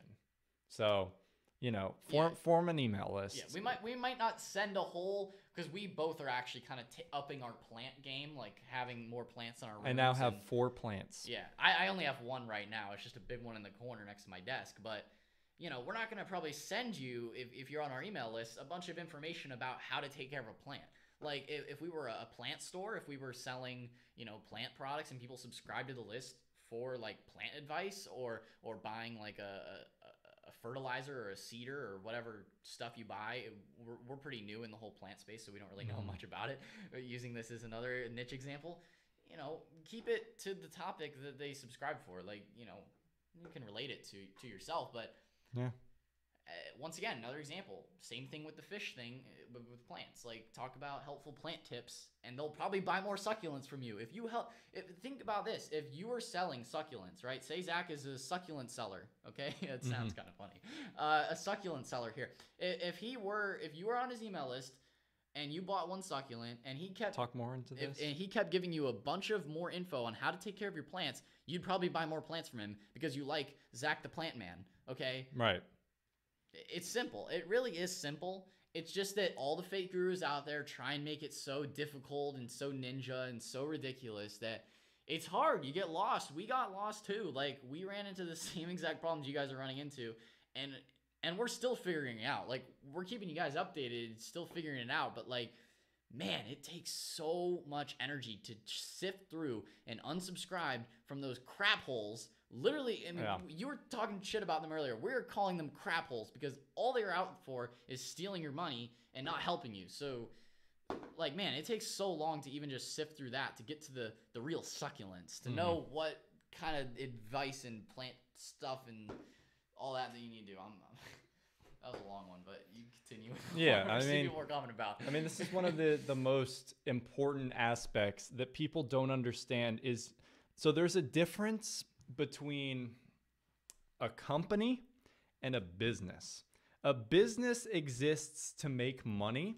A company exists to make money and additionally to spread ideas and values. And of course, like, those words are kind of used interchangeably. However, I would say the general difference between those is, you know, the company has the values behind it and the business simply is there to provide a service and get money for it. And what everybody tries to do, because it seems less effort, is they form a business. They're like, I'm just going to present products, I'm going to get money.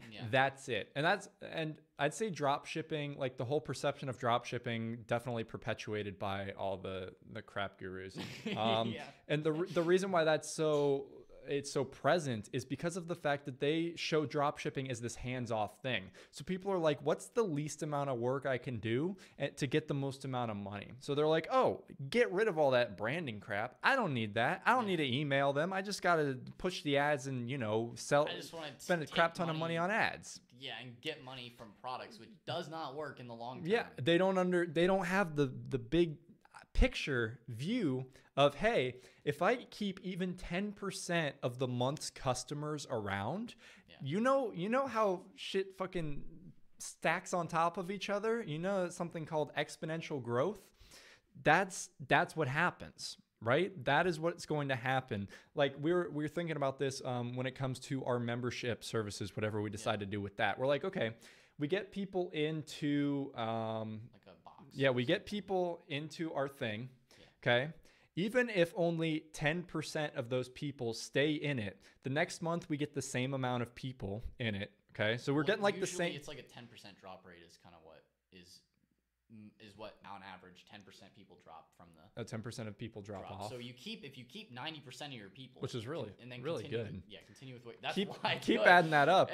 You can see how the numbers stack up from there. And while initially it may not be that big, you keep adding those up and adding those up.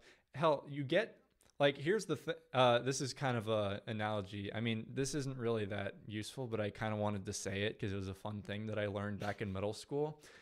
If somebody's like, hey, do you want $100,000 right now? Or do you want a penny now? And I double it every day this month. And then you get the money at the end of the month. Which one would you take? You know, you want to take the doubled penny because over those 30 days, it adds up to more than that. I think those were the numbers. If not, I look like a total idiot, but you get the idea. It compounds on itself. And that's the whole thing with the customers. You keep even 10% of your customers around, they're going to keep adding up. Those bitches are loyal when they stay too, so they will convert even more. So you build this up over time. You get that authority as a powerhouse within your niche, and that money's just going to keep coming in. And you don't have to spend jack shit for advertisements because these guys are now dedicated to your company. It is fantastic, but people don't understand that. And here's the thing. It doesn't even take a lot of effort to get. All you have to do is email these guys. It's like, you don't even have to do it. It's literally just a couple it's like you're the star of the football team, right? And you've got like this middle of the ground chick that's on your shoulder, right? You're in high school, you got this girlfriend. When you're that popular, you don't need to do anything to maintain that relationship. You just have to do, hey, I'll send her a text every night to let her know that I'm still there, keep me in her head, but you know, don't have to do much more than that. That's really what you have to do for this shit. Send some emails being like, hey, we're here. We still know about this. Here's some fun information. Get excited about, like, you're selling ant stuff. Get excited about ants. Yeah. You go silent for a couple of days. Hey, we're here again. Here's some fun facts about ants floating in water. Yeah. Whatever. And at the same time, try to be, you want to be as consistent as you can, because you don't want to just go dead silent for like, and you know, we kind of had that problem with our YouTube because we were moving and all that kind of stuff. I mean, like, not to, you know, like, what's the word for that? Not to, you know, say one thing and then do another, but like, you know, you want to at least stay consistent to a degree with the people that you're communicating with, obviously. You know, like the ant stuff. Like, if you could do it every day, send them an email every day about ant stuff. Like, a lot of people would be interested in that. Maybe every other day. I mean, it doesn't have to be, like, every single day of every hour. Like, it doesn't... As long as you at least keep in touch. Like Zach was saying, comparing with the girlfriend thing. Like, as long as you guys keep in touch and you don't, like, not talk for, like, a month. Okay, like, you want to at least keep a little communication there. It's a relationship that you're maintaining, you know? maintain the relationship. Because if you don't, it's literally exactly the same as a girlfriend. It's hilarious how all these analogies compare. Like, if you don't, get on a phone call or send texts or you're not really sending emails to your girlfriend necessarily, but it's the same concept. It's communication. I email my girlfriend all the time. It goes right to spam. Yeah, his girlfriend's on his email list. It's a separate list just for her. Okay. I send her daily plant facts. Daily plant facts. I mean, treat it like that. I mean, a business is, at the end of the day, a relationship. Think about a coffee shop. Okay, think about the local coffee shops we used to go to all the time. Okay, It was because of the relationship with the people that we had there. We kept going because of the relationship. Yeah. We didn't go there for the coffee. I mean, I went there for the coffee. What the hell are you talking about? Not all the time. I was willing to spend $5 on that cup of coffee alone. They could have served that to me in a dumpster outside of like an old Wendy's. I would have drank in it happily and tipped the dude that gave it to me, even if he was in tattered clothes, because that was some good ass mocha. However, it was good. The point still stands. I understand. Yeah, and at the same time, if you guys have ever seen the show Friends, all right, think about the show Friends. Now, okay, yes, it's a TV show. Obviously, they have sets that they use. But they put them going back to the coffee shop, just to compare to the coffee shop thing again. They have them going back to the coffee shop, going back to the coffee shop continuously, because they have the relationship with their friends. It's the same reason why people love the TV show. The show was from the 90s, and people still rave and watch about it today because it's a good relationship-based show. It's interesting. It's captivating. It's the same thing that you want to do with your business. I mean, that's what... Literally, okay? Literally, the reason why, and I'm not going to, say details, really. There is a business owner that I am, in communication with, okay? He runs a physical business. The reason why he makes sales is because of the relationship he develops with his customers. Oh, okay. There is literally no reason why he would make any sales if it weren't for the relationship he builds with his customers. It's the same thing for any business you start. E-commerce, you're selling ice cream fucking cones. I mean, whatever you're selling, it doesn't matter. It's just relationship. Literally anything. And the awesome point, I'm going to wrap it up with this. Nobody does this. So you even give the bare minimum to keep your high school girlfriend around, they're going to stay around. Okay. 99% of stores in any niche that I see of people that are starting up don't do this right. So if you do it, you're automatically 1%. Yeah. I'm saying that right now. Do this, you're immediately above the competition. Of course, it's not the entirety of your business, but that's that. Yeah. It's just the most successful people do this. Why not follow the most successful people? We're still very early on in this whole game. Don't get us wrong. We're not quite at the level that we want to get to, but we're on that path, and we're also helping you guys on the right path. The most successful people that have the maintained income that they desire and everything exactly, the lifestyle, the everything, it's amazing. We're just tasting how it feels, and some of you guys Google Plus, you're tasting it. Okay, it is out there for the taking. Basically, to put it simply, to put it in the right, isn't that the best way to say it? Yeah, it is. It's out there for the taking, so why not do it in the best way possible, which is literally everything we just talked about in this stream. Why not? And you know what? We have a bunch of YouTube videos going over the in-depth stuff on these ideas. The mindset is the hardest thing. To get to the point where we're at now with the mindset and where you guys, it's tough. We have tough days. We have rough times. I am shocked and surprised that my hair has not fallen out 7 times over from the amount it can't be healthy. I never stop thinking about this online business thing. I do stop thinking about it, but I think about it a lot more than most people think about the work that they're in. But because of that, it has gotten me to the point where I'm confident in saying that I'm pretty damn knowledgeable about this. Yeah. I'm not going to say oh, I'm more knowledgeable than most people, because the people that say that generally aren't as knowledgeable, but I do know a hell of a lot more than when I started. And from what I can see from teaching you guys, I'm able to provide viewpoints that, most people don't have. So really, you're going to learn all of this through experience for yourself too. It's going to be experience, watching content, like the people really, I mean, what was it? Me, you, and Miles. Like other people. There's, very few. There's very few people out there that really put out the right kind of content that's going to help you. But I mean, it's a lot of trial and error. It's going to take a lot of mistakes. And that's literally the email I was writing for tomorrow was about mistakes, where I tried to start a live stream just like this a few hours ago. The camera was glitching. Like, did you hear why mine didn't work? No.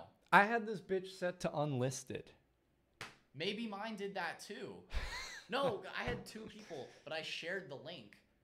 Yeah, see, we both made a mistake today trying to do this exact live stream a few hours ago. And that's what I was going to talk about in my email for tomorrow, literally, because the fact that you're going to run into the mistakes, okay? Your camera's going to glitch. Like, if you're doing video marketing for your brand, your e-commerce store, your camera's going to glitch, okay? Your audio and video is not going to be synced up. We spent most of today literally trying to sync this freaking mic to that camera. Hours, okay? Literally hours. Was it yet? No, it was yesterday and this morning. And today. Trying to figure it out, and we finally got everything set up so we could bring you this cool live stream. Lucas just brought this up again. Voice only in left ear. We got to figure out how we split the audio channels. Oh. Was it working in that laptop? Because this is a different laptop. No, it does the same shit. Oh, fudge. Because it's XML directly into here. We're going to work on that. Thank you for bringing that to our attention. Is that Lucas? Yeah, that's Lucas. It's with the mic, it automatically creates the audio in mono. So we need to figure out a way to split it. It's fine on desktop, but when you have headphones on, it's whack. So we're definitely it's like in one ear. We're for sure going to work on figuring out a fix for this, because we don't want our content to be like this. Because headphones are king. Yeah. Don't want it to, because anytime I hear something in mono, I'm like, why'd they do that? Yeah. That's horrific. So we're definitely working on that fix. But like all these tech problems, our damn lights, we're trying to figure out a better backdrop here than this pale yellow. Like, don't get me wrong, I like the yellow. This is the same color that's in my bedroom. I like the yellow, but against our skin tone when we're filming videos, because we're so damn white, it isn't exactly the best backdrop for videos and for live streams and all that kind of stuff. So we're working on fixing up the studio a little bit more, but like the studio business, like the office space, like we're working on it, and that's the thing. You're gonna run into mistakes. There's lots of things you're gonna run into along the path, but it's part of it. Like, testing, like it's how you learn. I mean, we have a ping pong table in our living room, okay? Because that's basically our gym, which we need to get back to going to the regular gym, but we do really need to go to the gym. Ooh, I lagged the stream because I was clicking on stuff. Hold on. So like the ping pong table, it's not for beer pong. It's actually for real ping pong, guys. Real ping pong. We've been playing it nonstop for 3 days. Yeah. Like the first time we hit a ball in the paddle, it sucked, okay? It's the same thing with an online business, any e-commerce, stuff like that. You're going to suck at the beginning. We started this a few years ago, and we sucked, okay? He spent an entire month, I think, building a store with a bunch of bags that we're never going to sell. I spent an entire month building a store with a bunch of geek products that were going to get me sued if I actually built that business and scaled it up. Like I was trying to sell like Star Wars and Marvel stuff, okay? Because I like Marvel movies, all right? I think everybody does. But I was trying to sell those kind of things. That would get me sued in the long run. So both of us, our first stores were literally like horrid. Like horrid failures, okay? Same's going to happen for a lot of you guys. The same thing happened when we first hit the ping pong paddle. We're not exactly ping pong masters here, but, we're decent or okay. We know how to curve the ball a little bit. So, I mean, it all kind of goes together. The studio, it's part of the learning process. Like, it kind of sucks, but it is what it is, okay? There's no way to cheat the learning process. Like, you're going to waste money, you're going to waste time, you're going to waste all that, but it's worth it. Yeah. Because in the end, the golden little thing of having the problem solved, the treasure at the end of the light at the end of the tunnel, the treasure at the end of the treasure map is worth it in the end. It's so worth it. So now the treasure at the end of my treasure map is figuring out how to switch this audio channel from mono to stereo. Lucas, I took a picture of your directions. We're going to mess with that probably tomorrow because messing with it during the stream lags the hell out of this thing. So cancel it or send it or something. Yeah, so we'll deal with that, and hopefully the next time you get some content out of me, I am going to have a stereo sound. Yeah, not just the YouTube videos, like our regular videos, but also the stream. Like it's all going through the same device. We wanted to have it to where everything is in the one device, and we just hit one record button or one stream button, and we just, you know, chop the ends, and then it'd be really easy for you guys. Mm-hmm. Like uploading content would be super quick. Oh, now this is a good question. Lana Hepburn asks, why do you have 2 random plants? So these aren't random, okay? This is a succulent, but, I mean, that's kind of random. But this is aloe vera. Now, if you don't know aloe vera is largely used because of its healing capabilities. He's becoming Zach the Plant Man. And no, his other store is not a plant store, if you're wondering. It's an aloe store. It's an aloe store, okay? So aloe vera is used for its healing capabilities to soothe burns, right? So the reason why I have this on hand and ready to access is because of all of this fire e-commerce knowledge that I'm dropping. And in case I burn myself on it, I want to have a remedy ready. And that's why this is right here by my right hand, so I can easily access that. But great question. I'm very glad that you're observant about the environment. And yeah, I appreciate that. So. It kind of brightens the mood a little. It also does brighten the mood. The desk is a little bit plain. I like the dynamic I also it has. Said, the backdrop is very plain too with this with the current setup. Lucas, I can PM you some details and I'll help you out. Oh, badass. Do you have Instagram? If you do, Instagram's probably the best. If you do, there's a link in the description to this live stream. Just go on there and DM me, and I would really appreciate that because that would be very nice. You seem pretty knowledgeable, so I will take that knowledge. Would definitely appreciate the help because this straight is to the bank. We've literally spent like all of yesterday and a good percentage of this morning trying to figure out this stuff. Yeah. So yeah, we're about an hour and 50 minutes in. How are you guys liking the live stream so far? You like this setup we have going on? I think it's a hell of a lot better than my HD but like washed out webcam right there. That thing's like right here. This the other webcam. We have it on a GorillaPod thing, but I mean, I don't know if they could really. Yeah, they could probably see that. The video is like lagging. Video output's low. Yeah.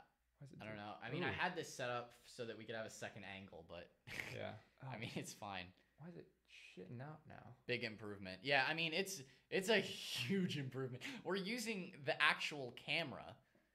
You know, we're using the actual like my camera and then using. I was so like it's just amazing like to be able to like stream and make regular video content with this equipment because it comes out really nice. Feels so damn good. Yeah, it's literally our dreams. Yeah, basically. Been working we've been saying for the past couple of months, we're like, only 3 more months until we move into the house and build the studio. And now we have this shit and it's like, oh my God. It's infinite. This is the type of content that we've been wanting to make for the longest time. It's just easier. It's higher quality. It gets our point across better. It's so much better. Thank you for the congratulations. Glad you all love it. Now, Miguel has asked this question like 4 times, so I want to answer him real quick. Don't skip, please. What do you think about print on demand? Is it a good business model? Is it scalable? How would you run a print on demand store? I think it's great. There's a few ways to run a successful print on demand store. You can of course do like Instagram influencers and have them wear your shit. What I would recommend is have a blog about that niche that you're making the print on demand stuff on. Focus largely on just dropping knowledge bombs and then be like, hey, we got this shirt. If you're reading this blog, you obviously like this thing. Here's a shirt for this. And just cross-sell them through there tactfully. Yeah, and on a side note, on two things, okay? Because I actually made like a full blog post about dropship clothing and like print on demand and all that kind of stuff. There's 2 things, okay? So for one, if you want to just really focus, if you want to just, I think I can like pull it this way. Oh, no, that's going to mess it up. Okay, well, I think that's fine because then it's still close to you as well. Anyway, regardless, if you want to just stick on print on demand alone, there's actually a guy that we've studied. I mean, he ran like a gun store, okay? So he had a gun audience, right? At the beginning of his business, because we study a bunch of other businesses, see what they're doing, kind of see what they're up to. It's definitely good to get different ideas and tips from other people on a tangent. Anyway, he had a gun store, okay? He sold print-on-demand gun t-shirts. A lot of the people in his audience, Doug, they wanted to learn more about gun stuff, right? So he put a bunch of content out about guns, right? About, care for them, gun cleaning tips, all these kind of things, right? And he sold print-on-demand shirts that had little funny phrases about guns or protect America. Or I don't know exactly what he was selling specifically with those designs, but, serve the audience. If you're making print-on-demand products, it's just easier to serve an audience in comparison to the whole Instagram influencer fashion brand thing. Mm-hmm. Way, way, way easier to serve an audience. And actually, it's just so hard because it's so hard to be an influencer and have a fashion brand. I know somebody who runs a fashion e-commerce brand. He has rappers wear the clothing, okay? It's a friend of a friend that runs it and stuff like that. It's difficult. Like, you're only going to get sales and traffic and stuff to a fashion-based brand when big influencers wear your clothing. It's much more difficult to go that route than going the route of the gun store, where it's like gun cleaning tips, cool gun advice, and hey, check out these gun t-shirts, like what Zach said. Mm-hmm. That's kind of like the easier, better route to go because you're serving your audience versus and you can do both. Both are successful. One is just harder than the other, and not necessarily harder. It depends on what model you want to go with. Like, if you love fashion and you love that stuff, go for it. It's just a little different, and it's a different strategy than going the kind of print-on-demand with specific niche. See ya, Emil. So nice to have you in here. But yeah, that's a good point. And then they also say profit margins are low, and that's a good point. So true. So if you guys don't know, my dad also runs a store, and he has print-on-demand products on there. But he does not only focus on them; he uses them as a supplement. Right. And I think that's worked better for him. Like, he's tried to promote these print-on-demand products to his people, but they didn't really work. But when he just kind of has them on there and has them in like the related products, he's sold a decent handful of several different kinds of this. So yeah, maybe it's just an upsell of being like, I'm coming to the store for this item that solves a particular problem, and they're providing a solution to it. But they also have this shirt that, I like this. Let me just go ahead and add that on to that and blah, blah, blah. And yeah, well, the profit margins may not be that high. That's another... It's not necessarily a product you promote, but it's another revenue stream. Yeah, it's another like $5-7 on that order. And adding Printful to your Shopify store, if you're going that route, like obviously print on demand, there's a lot of different companies that do it. Mm-hmm. But if you're going the whole Shopify Printful connection, it's so easy. Yeah, it is. Like, I made a few through that just to test and see what designs looked like. Like, it's so dang easy to fulfill orders with Printful on Shopify. If you're looking for the specific like company to go through or whatever, that's what I'd probably recommend just because it's easy and it works. Mm-hmm. I mean, Zach, you made that one t-shirt that you wore in the gym a lot, and it looked good. So use it as a supplement. Use it as a supplement. Print on demand is just one type of product. Think about your business, obviously, beyond just dropshipping, beyond just print on demand, because that's what the fake gurus want to make you think about your business. They want to make you think about it as like you're in this one box. Your business is not just in one box. It's everything about your niche. Obviously, you have to get specific with what kind of products you typically sell and what kind of stuff you typically put out. But to a degree, like it's supplemental. It's like an extra side piece that you could plug into your overall business puzzle. The gun store, going back to the whole gun store thing I was talking about with the gun cleaning tips and all that kind of stuff. He's only sold the print-on-demand t-shirts, and the margins were not that great, right? Obviously, the margins are not that great. That's what you guys are bringing up. You know what he did? He started selling gun cleaning oil, and that sold like crazy because he had a big audience. His email list was filled with a bunch of people that liked the gun t-shirts and the gun content, And he's like, hey, we got this gun oil now. Boom, tons and tons of sales. Because it's not, if someone's interested in a gun t-shirt, they're probably not just interested in gun t-shirts. They probably also like gun oil or anything about guns. They protect the Second Amendment, you know what I mean? Like, like right to bear arms, okay?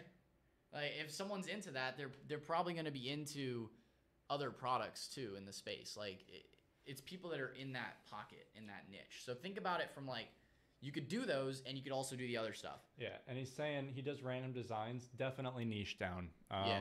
I think you knew that deep down that you should niche down, definitely niche down, because then you could do what Brennan just said, which is, you know, cross-promoting different things, being like, oh, they like this, so then of course they're going to want to buy something that's, you know, related to this and solves a problem and stuff like that. So yeah, basically print on demand is great. You just got to go about it in a tactful way, but you can definitely make some money from it.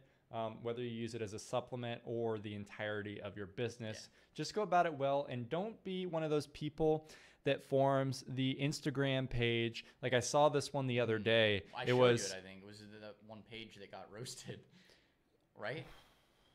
Was it that page? There's a lot of those pages. I see them all the time. No, it wasn't this one. I saw one that was like lover of bulldog shirts. Oh, okay. And all they posted, their entire marketing strategy was they just posted their crappy little bulldog shirts.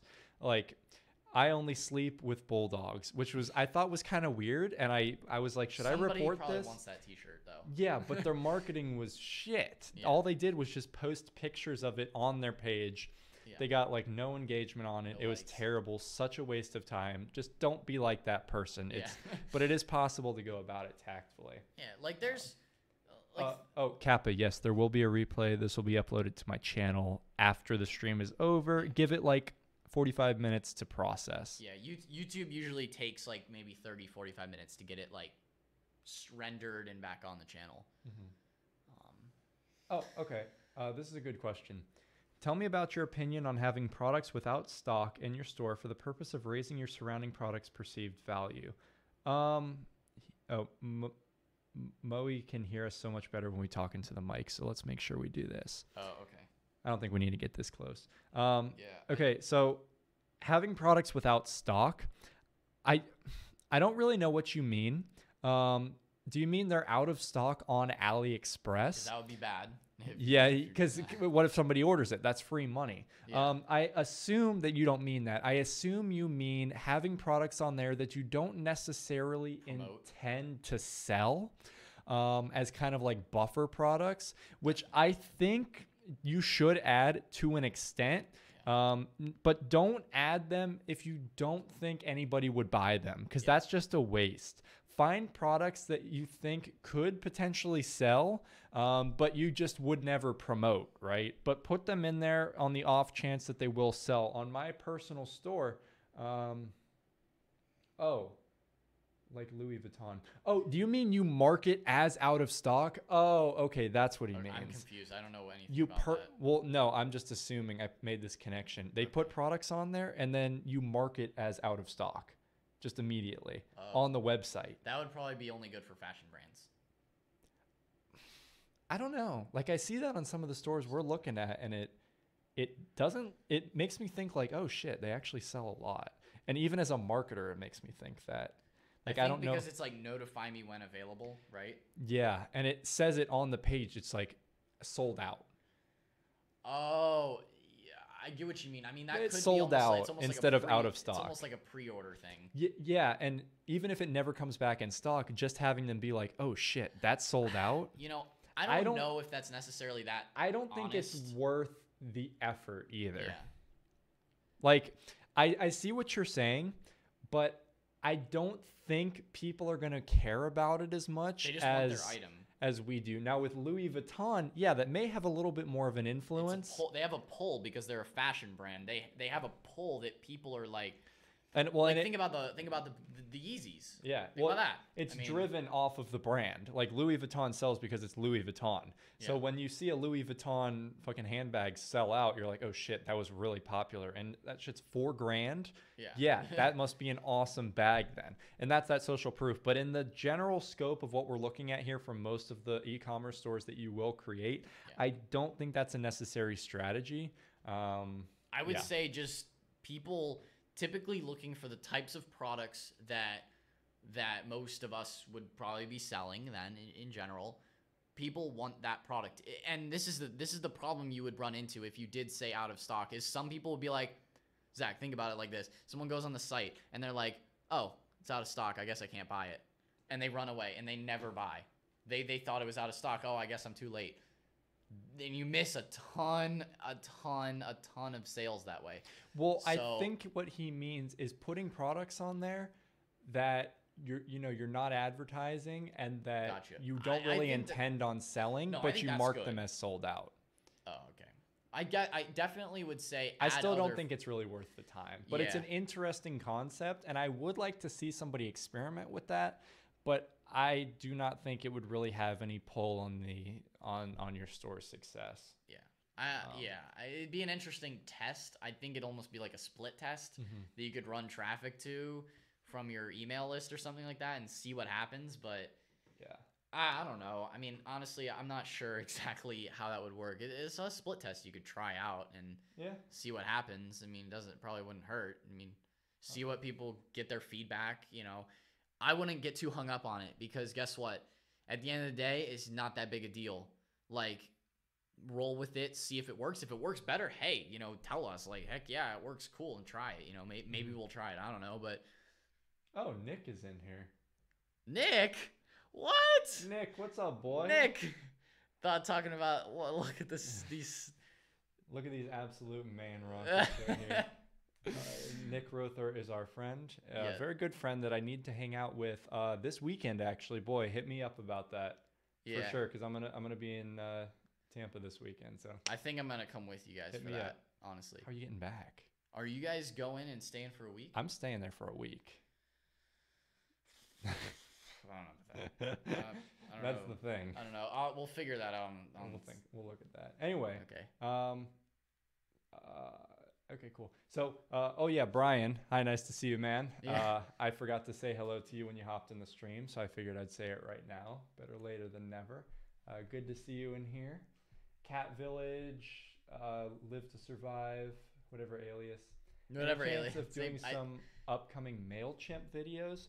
Gotcha. I don't think about MailChimp. I think we're going to do get response videos, because that's the email service that we're using, and I absolutely love it. I've used MailChimp, but I just did get response in comparison to it. So that's probably what the videos are going to be on. And at the same time too, like, all of the information that we're giving about the email marketing strategies work no matter what platform you're using, whether that be MailChimp, whether that be GetResponse or Aweber, or, I mean, those are really the main three, I'd say: MailChimp, GetResponse, Aweber. Live to Survive is gone. That's good. That's good. We were saying that's what you should do, is just focus on the cat original stuff. store. Yeah. Yeah. But I would say, I know you're probably looking for the more tactical, like, click here, do this type of info on the MailChimp stuff. There should be videos on it. So, I mean, like, you know what I mean? Like, because we don't technically even use, like, we've tested it, we've played with it, but yeah, it's like Zach said, it's mostly going to be get response based stuff if we are doing videos on the tactical side of things, like the behind the scenes stuff, like any of the idea information that's like on the whiteboard over there, which you guys haven't even seen the whiteboard setup yet. It's also pretty cool. It's kind of just a whiteboard on the wall, kind of how it used to be before in my room, but yeah, like that kind of how to, like, the general information applies to every email marketing platform and service. It's really the same. For that, like, step-by-step technical stuff, like, there's tutorials out there for that. Like, we'll give up our views to just tell you, hey, go watch the other ones that exist. Because, like, I've been through them. There's a lot of content out there on that stuff. It's more so the like overarching info that they're gonna want to watch. Like, all our stuff will apply to any service you choose, to put it simply. Right. I mean, it doesn't matter if you're using GetResponse or not. Yeah. The same concepts still apply. What I'm going to be teaching in the course and what I'm going to be teaching in upcoming videos it's the same general concept can be achieved with most, if not all, email autoresponders out there. All autoresponders would work in the same way. And the thing is, like, out of all these different platforms, like, Aweber has its things, GetResponse has its things, MailChimp has its things. Like, what? I gotta say this. Okay. Charles Smith, stay away from Fiverr. Oh. Charles Smith, stay away from Fiverr. He said, I'm thinking of hiring somebody to do my store SEO from Fiverr. Oh, God. I say no. You will never get a good service from Fiverr when it comes to something like that. Do not even bother with it. Do research on SEO. Upwork would be better. It would definitely cost more, but that's how you get some good stuff. But honestly, yeah, just learn SEO for yourself. It's simple. It's simple, but not easy to incorporate. But if you want to form a business that succeeds over the long term, you need to learn how SEO works and how to incorporate it into the content on your website. So take the time to learn it yourself. I got to say that right now. Yeah. And additionally, if you are looking to hire out somebody, I would definitely say Upwork is probably the best reputable place that you can find freelancers or people. What was it? Onlinejobs.net, I think. Onlinejobs.net, I'm pretty sure. See you, Deborah. Nice having you in here. Peace out.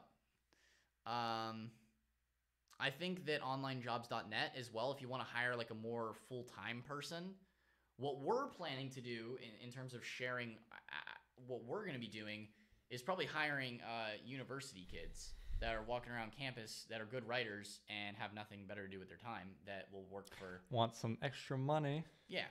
Like, that's what we're planning to do. But obviously, it depends on your location. We're near a university, so we can do that. For if you want to just hire people online, Upwork is probably the best place.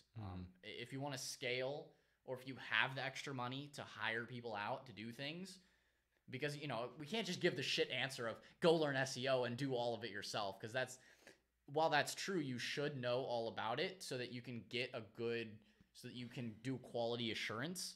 You should know all about it so you can do quality assurance and make sure everything's good. But at the same time, yeah, in terms of outsourcing, hiring out, those are kind of like the two kind of routes that onlinejobs.net, Upwork, or university students if you can. But, it depends on your local market for that. So the other two are more of a best answer if you want to hire out. But you do need to have the quality assurance, because no matter who you think is good, if you don't think about like this, like if you didn't know, if you hired somebody to do a job and you did not know, okay, so say for example, painting this room, right? If you hired a painter that absolutely sucks at painting, but you didn't know what a good wall looked like, you would not know. You would have a problem that you did not know of. That's like a good point. If someone does a shitty job on your SEO and you didn't know enough about SEO and you hired somebody out to do that, you'd be screwed if you didn't know what they messed up on. You have to be a good manager. You're putting yourself in the manager role when you do that. Yeah, that's a big reason. Well, also we got to create content ourselves, but Brennan and I are getting really into knowing how to do keyword research, how to structure a blog post, how to write a good content-filled one. Because when we eventually do hire people to write these things for us, we're not going to pay them if they're creating crappy content for us. We're going to be like, hey, we are allowed to shut down your shit if it's not good. And we wouldn't know if it wasn't good if we didn't know how proper blog posts were supposed to be written in terms of content and or SEO. Formatting. And, obviously one person... You can't expect one person to know everything, but you could train them. You can train the people you hire and all that kind of stuff. I know this is I imagine this is probably helpful for somebody in here. I mean, at least down the road, you want to get to that point. But, we've definitely put some thought into that side of things. Exactly what I was just saying, what Zach was just saying. Right. Because you don't want to be screwed paying for something that actually is not a good service. Right. Whether that's, Upwork, or whoever you're hiring. Even store design or product research. Really anything, you got to do it yourself. Yeah. You got to learn it yourself, get good at it enough. Develop control issues and then work to get away from those control issues. Because basically. when you develop those control issues, that's when you know you're at the point to where you're pretty damn knowledgeable. Like right now, I'm pretty confident that I could create a better blog post than most other people. And that's where I start getting control issues to where like I don't know if I want to like hire people out. But of course, there are going to be people that are just as good or better at it than me. You just got to put in the work to find it. So yeah, really, really get to that point and then go from there. But just try and do everything yourself, because even here's a big thing about this too, is that even if the store that you're working on fails, you're gaining the skills. Yeah. To use in other businesses. And I got to say, these things like store design, product research, hell, customer service, SEO, you use these in pretty much any other business you get into. Yeah. So even if this shit flops, do not be worried about it. Even if you lost some money, that money went into teaching you these skills that you're now going on to use in your other ventures. Yeah. Because at the end of the day, you got to taste a lot of different things. Like, we've both done a ton of other businesses before the businesses that we run now. Mm-hmm. We've always been doing different things, okay? Oh, Anthony's in here too. Anthony? Hey, what's up? Woo! All right, I think we have to get the whole 5 fav. I'm definitely coming. I will definitely come. I might stay for that week, but I don't know. Maybe I could Where are you staying? Yeah, my mom's house. I could just stay there. Oh, shit. Yeah, have her pick you up. Yeah, I have my dad's house. Like, I have a place I can stay. Okay. Just sleep in Anthony's spare room. Where are you guys staying? Your dad's house? I'm staying with Yasmin. Oh, duh. Oh, that makes sense. Yeah. Okay. All right, well, that's a side tangent. But what is up, ladies and boys and gentlemen? Yeah, Nick is on here, too. He beat you. Damn it. Yeah. We'll definitely get the whole Fab Five together. But going back to what I think what we were saying there at the point is you got to taste a lot of different things. All those skills will apply to everything. Shit, I mean, the laptop stand that we're using right now, I use for my DJing business, okay? I was a DJ for birthday parties and stuff. Like, everything helps. Like, the equipment you buy, the skills you build, everything. You become a better person. You become more skillful. You know a lot more stuff about different things. Right. So, like, you know what I mean? Like, you know what I mean? Like, that stand, this mic, everything, like, not even just the equipment, the skills that you're building are even more important than the equipment that you acquire, really, from different businesses. Mm-hmm. And everything applies. Everything comes together. Like. Yep. You pretty much always come out better than you were before, unless you ruin yourself. Yeah, unless you like go to jail or something. Yeah, or you spend all of your money. Then yeah, you're maybe a little bit worse off. But I assume most of you guys are smart enough to not be at that point. Yeah, not get imprisoned, hopefully.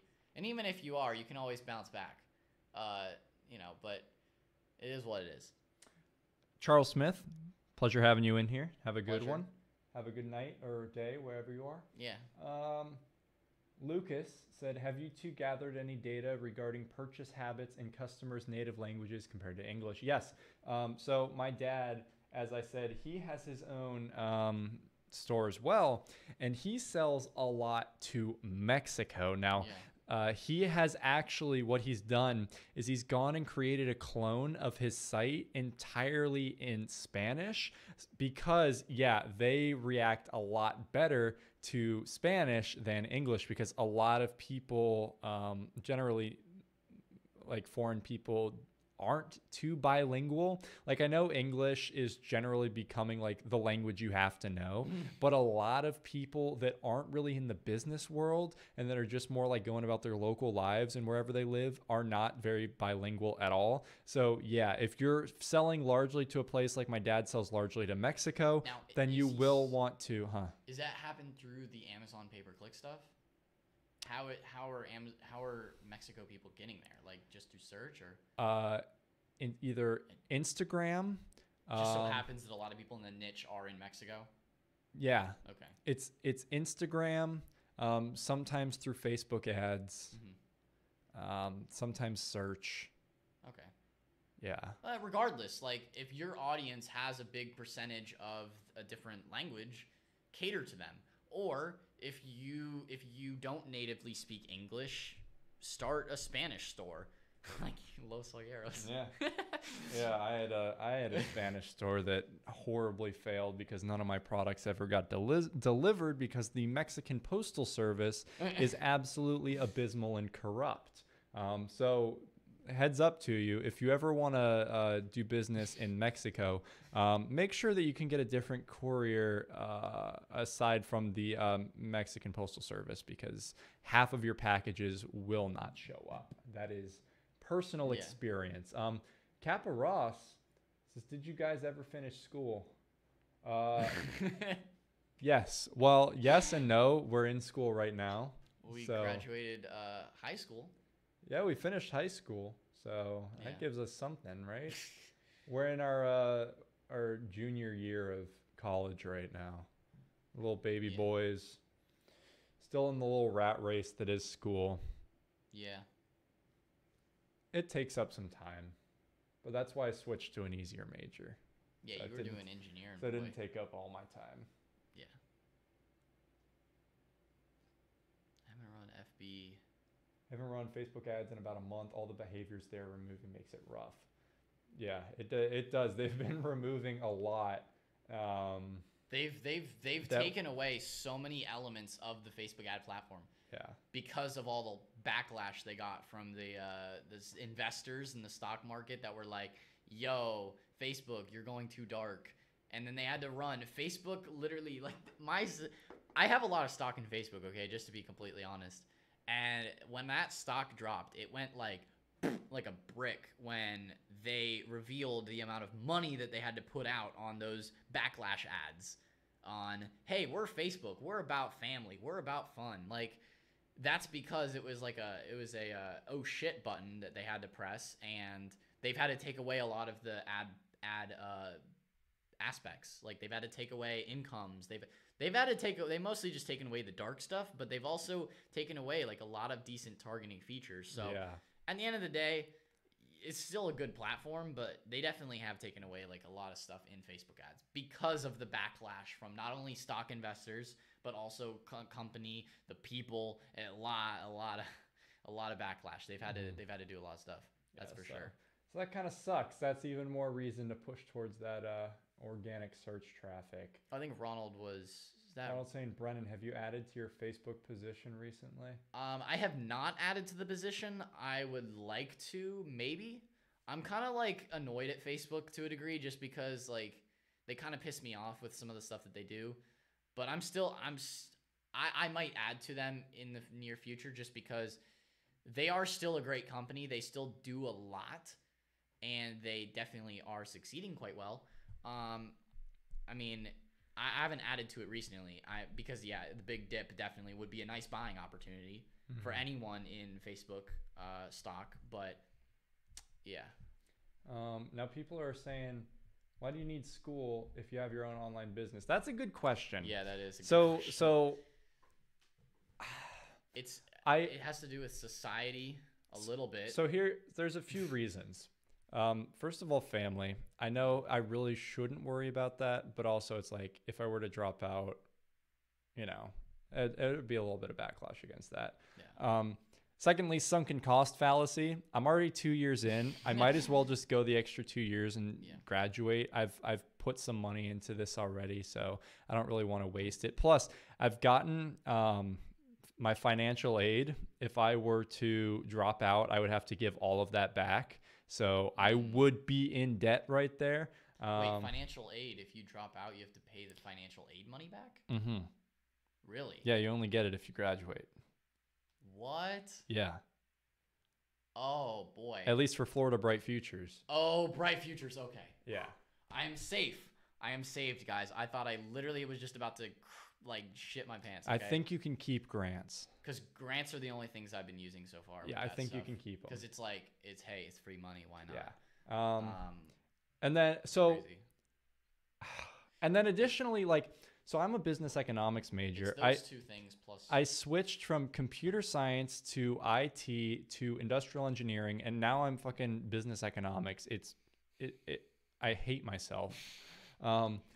this major I think is pretty cool, and that I'm learning. I learn a shit ton of stuff about like real world business, running my own businesses. I think I'm learning so much from this. However, I do think that my classes in school, once they get more advanced and pass like the bullshit give us money classes, it's going to teach me some advanced topics that are going to kind of wire my brain in a different good way, and additionally just teach me some things that I wouldn't really learn otherwise but I could still find helpful, because I do know how to integrate one form of knowledge into another area. Even if they don't directly relate, I can make that comparison. So And that's kind of like the third extra answer. I mean, really the biggest are the first two, I would say.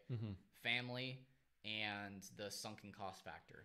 yeah. Those are the two bigger reasons. The third one is then kind of like, it could be kind of helpful. And yeah, some classes have been kind of helpful, to be honest, with some of the stuff that we've done. So here's the thing. Here's also the thing. What's someone Lana else said, saying? yes, you should complete your schooling and get a degree. Another reason why, and I think the last reason why I'm going to say, is because in case nothing's guaranteed, in case every business we have going on fails, having this degree on top of the experience that we have with our personal businesses will be plenty for me to get a salaried position to keep me from having to live on the streets, because having security, financial security, is the best thing that somebody can have. Not having to worry about, how they're going to pay their bills next month. So having this degree on top of the experience I have will definitely allow me to thrive in the job market if I ever do need to put myself in that position. I don't plan on being in that position, but it's good to prepare for the worst. It's like kind of like an oh shit button, really, for both of us. And that's kind of why we've stuck with that decision, at least so far. Maybe we might change in the next 2 years. There's still a good amount of time until we would be graduating. But for now, that's kind of the position that we've taken. And we might stick with that for the next 2 years, or we might change. I mean, it's kind of up in the air. I think we'll probably just run the course, but I don't know. We really don't know. It's because honestly, it is a huge time sink. It definitely takes up a lot of time that we could be working on our businesses. And so it is what it is. I mean, we'll take it as we go. We're not making any rash decisions or posting on Instagram with our. You already know what all the other guys You'll do. never see that. The only pictures I post on my Instagram are of me picking my nose. Yeah. I will never post anything worth more than $6. Yeah. So at this point, it's just like. Yeah. So it's not exactly like a. Oh, Brian, I appreciate the moderation. As you can probably tell, I haven't been able to hop on the Facebook page as much. Appreciate it as well. So I really appreciate you being on there. I know I don't hop on there and give my thanks enough, but I really appreciate that. Yeah, I do appreciate that as well, Brian. Thank you. Hey. From both of us. Yeah. Who? Gary V says no to school. He doesn't say no to Digital school. Desperado. Well, Gary, actually, I mean, not to say that we've watched a ton of his content, but You mostly. I used to watch too much of his content like 2 years ago, like in 2016-ish. That was like when we were more of noobs, okay? He actually even just says, like, school is good if you want to go that route. If you want to be a doctor, lawyer, whatever, you pretty much have to. There isn't really another choice. But he also has said in other things too, like recognizes the family pressure or the partially the financial pressure from the fact that you've already gone through 2 years of something that may have an extra beneficial upside to some degree. I mean, honestly, we do kind of see it as a big time sink and is kind of, something that we wouldn't necessarily recommend, quote unquote, college or school in general. Yeah. But the thing is like, obviously, if you're spending and going in debt, massive amounts of money, get out of that situation. Go somewhere that's cheaper. And you know what? Like, whatever we say, whatever he says, honestly, it's very similar type of stuff that we're going to say or he's going to say. Once you get to the point where you kind of,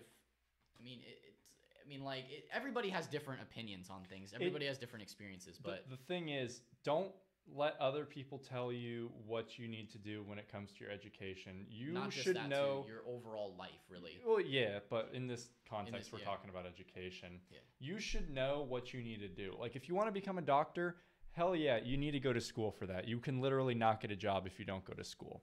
Yeah. If you want to start your own business and you don't think school will provide you with the knowledge needed to run this business, if you can gain the knowledge through just experience, which 99% of the time you can, literally, then you can possibly consider not going. It's entirely up to you.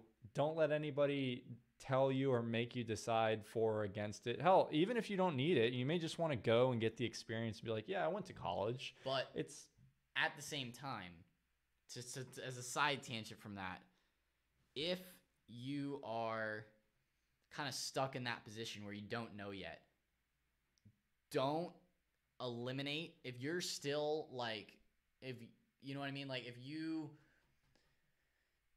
I don't know, it's a lot to have to do with the family type of stuff. Like if you are already in the position, like you need to be very, very, very well off yourself if you want to fully commit to the decision of I'm dropping everything, you know, middle fingers up, running around like I don't care. You already have like a massive, massive amount of security. You have a business that's literally like to the moon scaled. Until you're at that point, I would not necessarily consider dropping out or saying no to school. I would say follow the path until you're at the point where it makes sense to just go your own route. But even if you're in the position like us where we've been in it for 2 years and it's kind of like, might as well, or, you know, like it's up in the air. Like it's up to you. Like you have to make that decision for yourself. But if you're kind of like, ooh, I want to get into entrepreneurship. I like this cool stuff. Like, make sure that you at least have some sort of results or some sort of thing that you can run with. Because if you don't have any results, you're still like in the beginner phases and you're saying, oh, I'm an entrepreneur, like some of these guys on Instagram that flash fake crap, like, or being a fake entrepreneurship, because fake entrepreneurship is really running rampant on Instagram with people posing in front of like random cars. Like, it's, I don't know. I don't even know where I was going with that exactly. Like, you need to at least know that you are good and you are secure to some degree before you just drop everything and try and go that route. Like, don't like drop out of high school if you have no idea what you're doing with your business. Like, the people that do drop out and that do that kind of stuff, maybe, and that's still even I'm just kind of ranting, but even if you do decide to go that route, that's still like a big decision. Like, don't just treat it as F the world. Like, make sure that you're secure, because even at the end of the day, nothing is necessarily guaranteed, especially in business. You need to make sure that you have the right things in place before you line up all your chips and toss it all on red.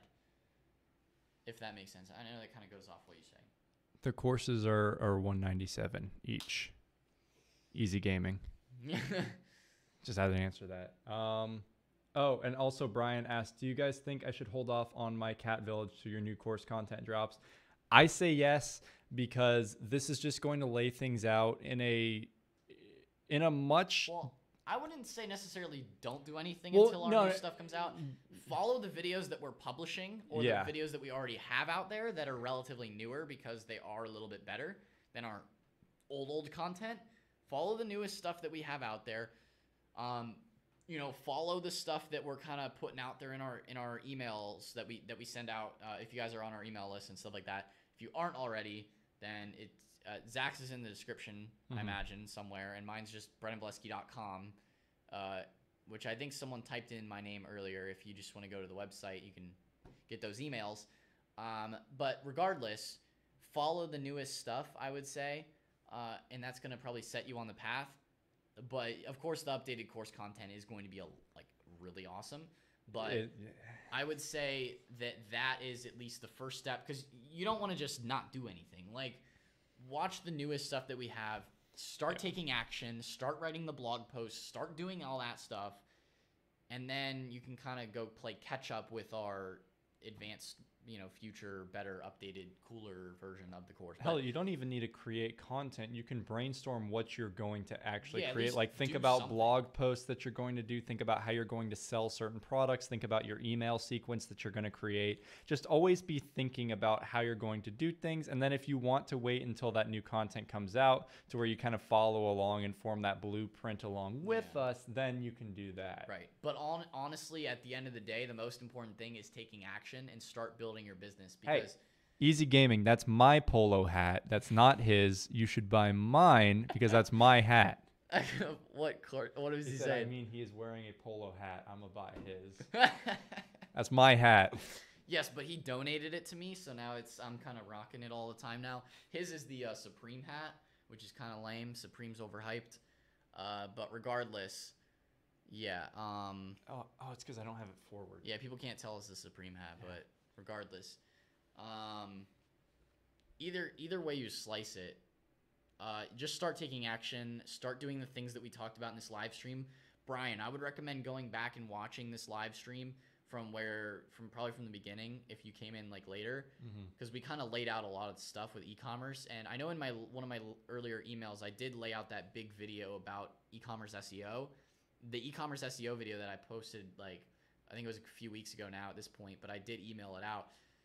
That's a really, really good video that will help you get on the content path, at least.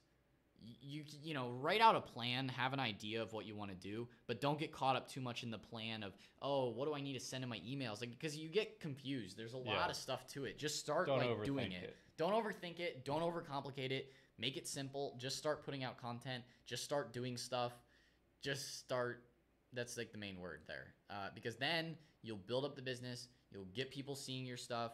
People will be like, "Oh, this helpful content about cats. Wow, I'm gonna get this little cat wand. I don't know, whatever cat products there are. Oh yeah, cat wand. I don't know, and then they'll buy it because they saw your post. I mean, it's a long-term process, but at least start on that stuff, because you don't want to just wait for something. If you wait for this or wait for that, you're never gonna like get going with the things you need to be doing to actually grow the business. Yeah. So good question. Would you ever recommend outsourcing social media work, as in paying someone to post and engage the community for you? So it really depends, Google. So for me personally, for my Instagram that I'm growing, let me pull it up right now so I can give you a direct number on what I have going on for me right now. So I'm not really getting any sales through my Instagram right now. I'm just building it up so eventually I can start getting email opt-ins. So I have 61 posts on my Instagram account for my new e-commerce store. profile visits. 61 posts. Right, but the profile visits is more important than the followers. 1,269 profile visits in the last 7 days, and I have 6,808 followers.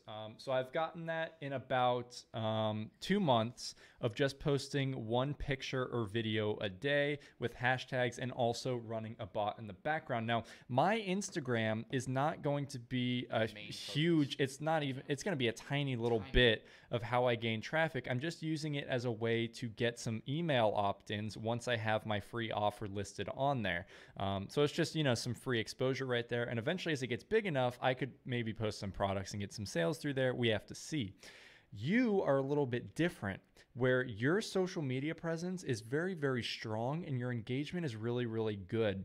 So it may be worthwhile to, of course, put more effort into that and see how that scales up, and eventually hire somebody out to take care of that if you have something else that's a little more personable that you should be working on yourself. It really comes down to what you think. However, from my outside perception, from what I have seen, your Instagram is very, very engaging. It's very pivotal to the growth of your brand. And so I think that you should put a lot of work into that. And if that means that you have to hire somebody to take care of that, post a couple of times a day and stay active with that, then I would recommend you do that. I think you could find someone to do that for pretty cheap because it's a pretty basic job for them to do.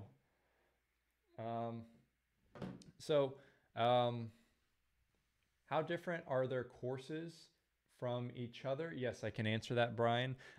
So our courses are, so the thing with us is that we have a very similar mindset to how we should go about this thing. I mean, we've been playing off of each other's ideas this entire live stream. Yeah. We have the same general approach to things.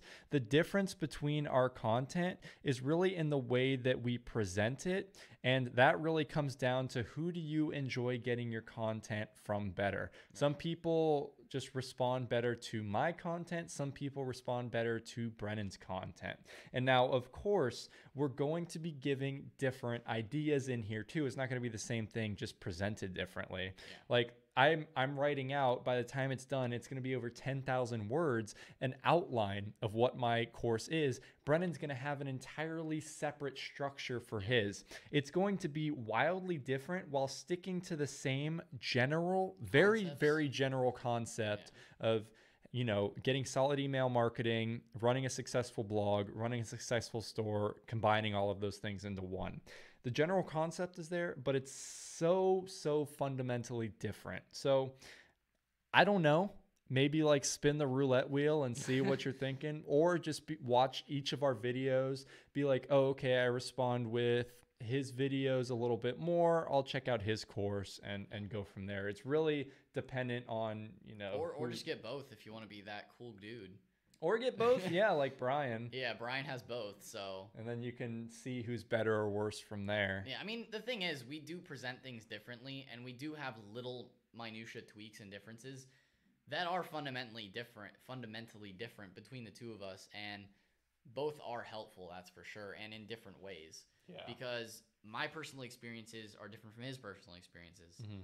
So, you know, either way, both are going to be helpful either way. Yeah.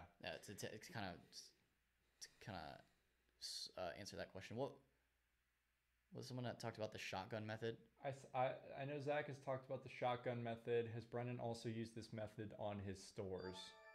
I think a little bit. Just subscribers. I think I have a little bit, but like not as much, because I've done more Instagram in the past in comparison to the Facebook shotgun method type of thing. I mean, both work. I mean, Zach's done more of the Facebook ad stuff. I've done more of the Instagram hashtagging and all that kind of stuff. Oh, I mean, we've pretty much done the same amount. We've really both done. I mean, we've both done it. It's yeah. Anyone who's an internet marketer has done both for the most part, unless, I mean, it just depends on the platforms you choose to use. I mean, Pinterest is a whole nother place you could use to get traffic. And neither of us have really put a ton of effort into Pinterest. Mm-hmm. There's a ton of untapped places, depending on your niche, depending on your market, that could work really well, to kind of go off of that as well. I think someone else had posted, Brennan has something video on his YouTube. Check it out for Facebook video. Oh, okay. Yeah. No combo deal. I wonder if we should run a combo deal. Honest, I don't know how we would even do that. Because they're both different, like teachable accounts. PayPal us separate, and then we'll give you access to the course. Actually, no, we could actually do that. We could literally just set up a PayPal direct page, and then we just manually add them in if we wanted to. We don't really have an easy way to do that, though. That's all manual. Yeah, we'll have to see about that. Yeah, if you want to just message us or email us directly. I mean, it wouldn't be a massive deal, because honestly, for the content that is and is going to be in these courses, $197 is really, pardon my language, close your child's ears. It's really freaking cheap for what's in it. Yeah. Like, comparative to the other courses that are out there, the 2,997 courses from other people, it's covering all those bases. So yeah. I don't think we can. If you do a combo, do I get some money back? Well, just kidding. Okay. Oh, I've given you enough free shit, Brian. I'm hooking you up. Don't worry. And it'll keep coming. Yeah. Plus, you're the admin of the group, so you get. Yeah, you help out a lot with stuff. I mean, you're definitely someone who can beta test anything if we have something that we're planning on trying out. Yeah. Like, you'll definitely be the first to hear about any, like, new things that we put out or have ideas about. Really most people that are on the email list too get that extra, that little inner circle bonus stuff. You know what I mean? Will it make me more than 197? If you It do could make things you a right, lot. it can also lose you $8 trillion. If It you depends burn on money what in you do Facebook with the ads. content. Yeah, if you burn a bunch of money in Facebook ads and do things in a not so great way, yeah, you could actually lose a lot more than even what you spent on the course. But it's part of it's the learning process. Secondly, is we're also updating things. So, and you could potentially get a huge return on that investment into education. At the end of the day, education is never really a lost investment. Mm-hmm. You're learning things at the end of the day. So either way, it's going to be helpful. So we said, so it's like videos. Yes, easy gaming. So Yeah. we should probably make this a little more clear. The course is my course is 8 hours worth of video content, and then I've got a few documents like a Instagram influencer contact template, a niche list, an email content template, stuff like that. Yeah. So yeah, it's 99% videos. Yeah, it's pretty much, if in comparison, like mine is pretty much all PowerPoint based videos, like click here, do this, click here, do that, on Shopify or on all the different softwares and platforms. Mm-hmm. Click here, do this. Nothing is exactly a step-by-step blueprint of do this business this If we way. could give a step-by-step blueprint on how to make money, I would be a fucking trillionaire at this point. Nobody would subscribe to anybody else on YouTube. I would be the biggest YouTuber in the world if I could give a step-by-step guide on how to make money surefire. Yeah, there is no surefire way, because at the end of the day, a lot of it comes back to your mindset, which is never a surefire thing. There's a lot of emotion that goes with your mindset, and it's difficult to get it dialed in correctly. Capaross said, when you bumping that price up? Tomorrow, so buy now. Yeah, buy now on this special limited time deal. That's scarcity shit. Mentor. Oh, okay. So let me answer this question. Digital Desperado says, how much do you guys make per month? I make between $10 and $10,000, somewhere in that range. Depends on the month. Honestly, like how much, the whole income report thing is not really our biggest concern, as some other quote unquote gurus like to push out there. So that's not really of our biggest concern, because at the end of the day, the money is just a number. Like you can make as much money as you want. It doesn't necessarily give you fulfillment. So just to kind of like, money is all I have. Answer that. I don't have love. Oh, no love? Your girlfriend is just a fat stack of cash? Yeah. The girlfriend doesn't exist. It's just like a pile of money in his For over a year, I have been dating a pile of money. Stack of $50 bills. Yeah. That I spray perfume on. And boy, have I loved it. And cuddles with it every night, watches movies, takes this fat stack of cash out to dinner. I just need enough money so I can go live in Thailand. Yo, that's hilarious. Okay, so you need like $10. I mean, Thailand is not that expensive, to be fair. It's not. We could probably live there right now, honestly. Yo, Digital, you want to split a condo 3 ways in Thailand? I'll do it. Yeah, Thailand is actually like a pretty cheap place to live. It's not even that expensive. What happened to the shirt? Oh, whatever happened to the shirt? Only date dropshippers. I decided against it. I thought that was a horrible use of money. I'm putting that towards better recording equipment, so education gets better. Yeah. I hope you guys can understand. I heard rent is like $200 a month. Holy crap! We're spending like $200 a day. Anyone else lagging and skipping, or just me? I hope it's just you, Google. And thing is, going to Thailand, like that's a huge. Why live in Thailand? Because it's cheap. It's cheap, and it's a nice area. Like I've looked at some pictures and stuff just out of curiosity. Some of our friends have like taken little vacations there. It's a cool country. It's cheap. Number one, it's really cheap. 2, it kind of gives you the whole like island paradise type of feel if you want that. I mean, that's why people want to move there, is really the fact that it's cheap and looks good, and it's pretty and beautiful. But at the same time, I mean, families in the States, at least for us, I mean, I don't think we'd really ever live there, especially because our girlfriends probably would be like, okay, bye. If we move to Thailand, like, They would not be down for no, it. they definitely would not be down. Like, maybe in the far future, I don't know. I don't think they'd be into that really. So, I think ball out. Hey, but if we don't have a girlfriend, Yeah, I mean, if you don't have a girlfriend, Thailand has got plenty of company. So if you're single and looking to mingle, there's plenty of people in spend Thailand. $200 a month to live there, and you will find company there. Do not worry. Yeah. So if I buy the course and I have questions, could I get one-on-one help or like a mentor? So I really wish we could offer that Yeah, easy and gaming. we're working on a membership And program. we're working, and I'm going to ask you guys this in a second, but we can't do that simply because of the time involved. We do not have enough hours in the day to do that. However, what we are going to do... And it's going to be some sort of forum-based type of community thing.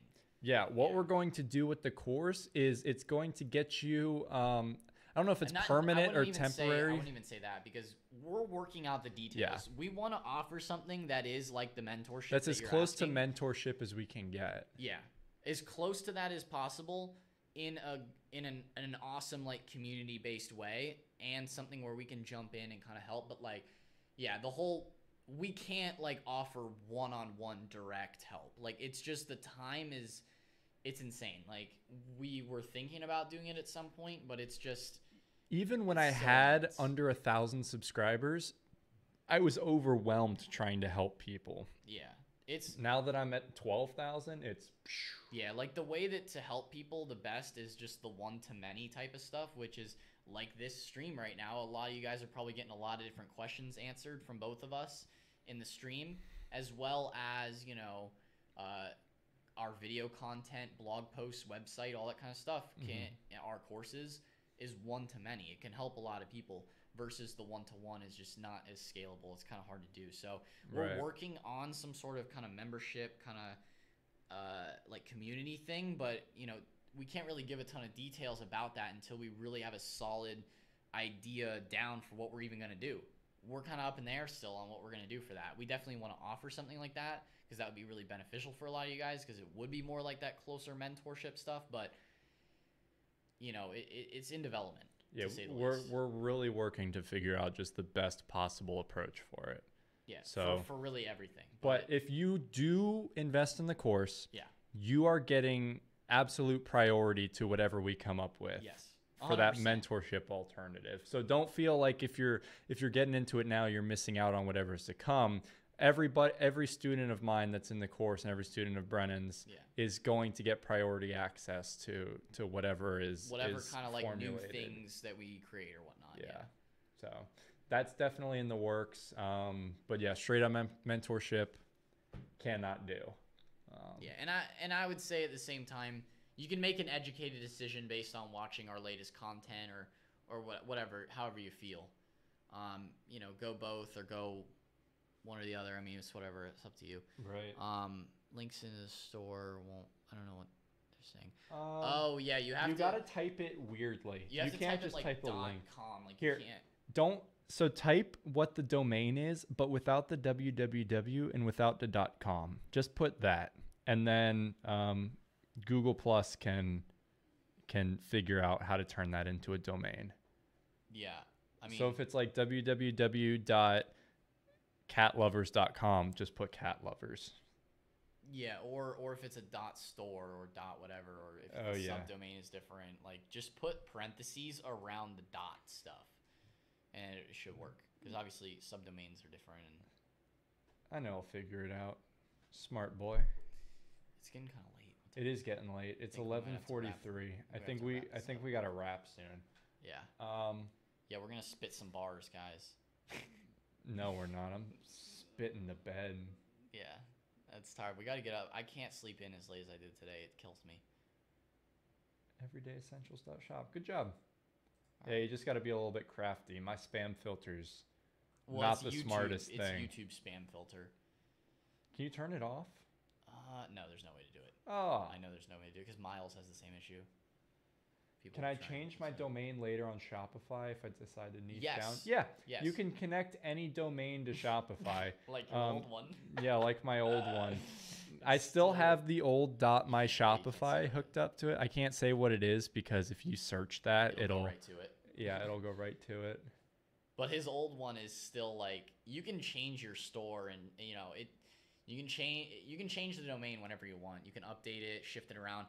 On our new stores, we had to update the domains a little bit because we wanted it to be like store.blank.com instead of just the regular www, because we have the WordPress blog site, which is where our content goes, and like the opt-ins and all the landing pages and all that kind of fun stuff, and like the funnels, that all goes on there. And then our actual storefront is just the store, which is the Shopify store.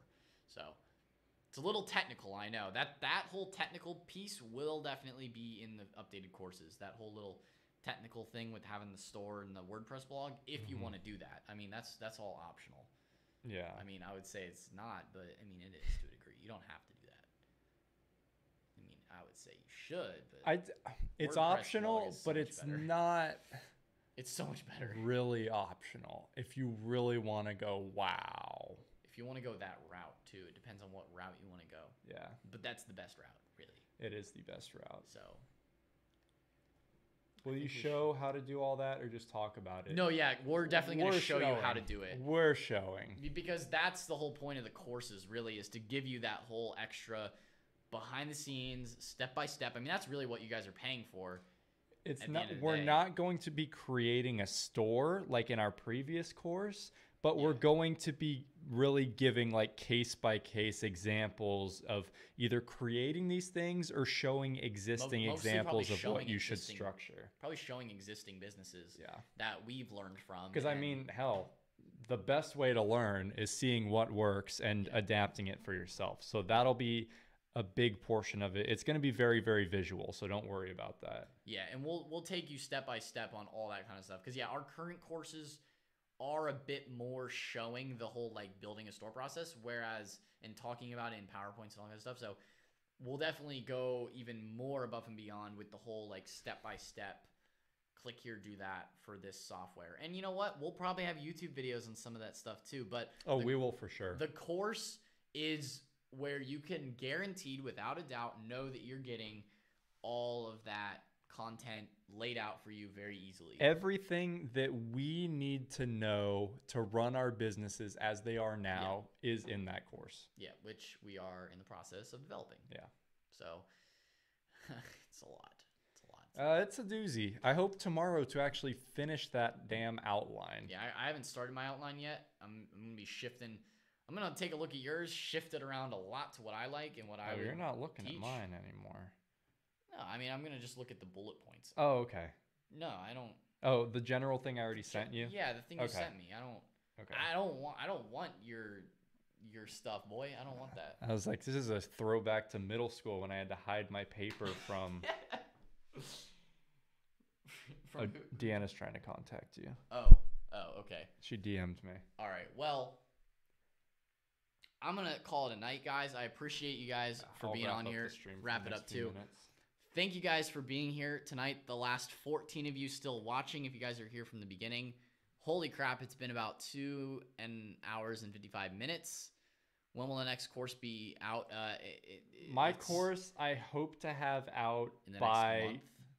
By the end of August, if not the first few days of September. Potentially. There may be things that come up, but I would say within the next couple of months. It's hard to give a specific date because we just moved, so we're still kind of working out even some of the stuff that we just, with the new house, we should be mostly done with that now at this point. Because I want to make sure the production quality is the best it can be while making that course. Yeah, so... Because I want this to be like the be-all, end-all to courses. Yeah, be-all, end-all, you have everything you need to start your business. None of this, oh, wait, there's this left out. Oh, crap, I got to go figure that out. Like, of course, you have to adapt things, but... we can't give you a specific set date and time because we don't have a specific schedule laid out for it yet, really. It's next couple months. Like it's hard to give a specific launch date, you know? Yeah. To give you the best answer there. But appreciate you guys for being on here tonight on this awesome, fantastic. If it's nighttime for you, we really don't know. It might be daytime for you, depending on where you are at and located. But for us in Eastern time, It's like 11:49 p.m. and we got to get to bed so we can wake up in the morning and get back to work. But appreciate you guys. If you haven't already subscribed to Zach, subscribe to Zach. If you haven't already subscribed, I'm doing my out. I'm gonna do my you're gonna outro. do all that. I'm gonna wrap Okay. it up. Yeah. All right. Subscribe to Brennan. Search Brennan Valesky on YouTube. You'll find his channel. Yeah. Subscribe to him. Brennan Valesky on YouTube or BrennanValesky.com. If one of you guys could type that in the chat, that would be awesome. But yeah, that's where you can find more of my content that will help you on your path to starting your e-commerce journey and all the fun stuff. So yeah, I'll catch you guys in the next one. Peace out. Go text your girlfriend. Yep. You can give your regular outro too. And now there was one. Oh, bitch. Your outro is so long you made people leave. Ah! No, there's only 10 now. Oh, I can't share my important info. All right, we'll share the rest of your stuff. All right. So I don't actually have any important info. I just wanted to hang out with you guys. This was honestly a fantastic stream. I appreciate all of you guys chilling in here. It was absolutely fun. I didn't expect to answer so many questions and get into such good discussions. So that was definitely a pleasure. Every time I live stream, it goes better than I think it's going to go. And they're only going to get better. So probably the next live stream you guys see from me is going to have a theme, and it's going to be straight up education for like 2 hours. And then I'll interact with you. I'm probably going to be up there on the whiteboard and draw some shit out. It's going to be awesome. I still have to think of a topic. Hey, might as well ask this while you guys are here. What topic do you want to see for the next live stream? Oh, shoot. 10-hour live stream when? All right. So I said when I hit 10,000 subscribers, I'd do a 10-hour charity live stream. And I need to do that still because I want to do that. I just haven't been able to because life's been so busy. But as soon as I get the opportunity, as soon as I'm free for 10 hours straight, I'm doing that 10-hour live stream. So stay tuned for that. I'm definitely going to be sending out an email when I have a day picked out for when I'm doing that, but it's going to happen. All right, so SEO, blogs. Can we mature past the can the $5 ads make me X questions? I think we are, Jalen. Bit by bit, we're getting more mature questions, but new people are always coming into the space, so we're always going to get those, but they're less frequent for sure. Blogs. Okay. I think I'm going to do a blog live stream. I think so because I love them. I love blogs. I love writing them. I love reading them. I love everything about them. Honestly, formatting blogs is very therapeutic. Brian, good night, man. It's an absolute pleasure as always. Formatting blogs is therapeutic to me. Once I structure a blog post and I publish that bitch and it looks fantastic, I feel a sense of euphoria that I almost never feel otherwise. It's really incredible. Store reviews. I'm for sure going to do store review live streams. Don't worry about that. Those are going to be pretty regular because people like those. Yeah, I think we're going to do that. All right, so next live stream I do. Well, here's the thing. I'm going to publish a schedule, and I'm going to let you guys know what the schedule is. Hey, Easy Gaming. If you do want to invest in the course right now, you're going to get the update for free when it updates. So don't feel like if you get it now, you wouldn't get that update. You can get it now, get the content that's in it right now. And then when it does update, you get the updated one too, which I would probably recommend so you get both contents of the courses, but you really get it whenever you want. I'm just letting you know how I'm doing that. You have to talk about mentors too, man. Oh yeah, I was actually going to make a video about mentors because I got a lot to say about that. Maybe I'll talk about that in a stream. I don't know, but if you're not subscribed to my email list, I highly recommend you do that because I'm going to send out my upload schedule once I figure out what it's going to be. So if you do want to sign up for my email list, go ahead and go to zach-inman.com. That's my website.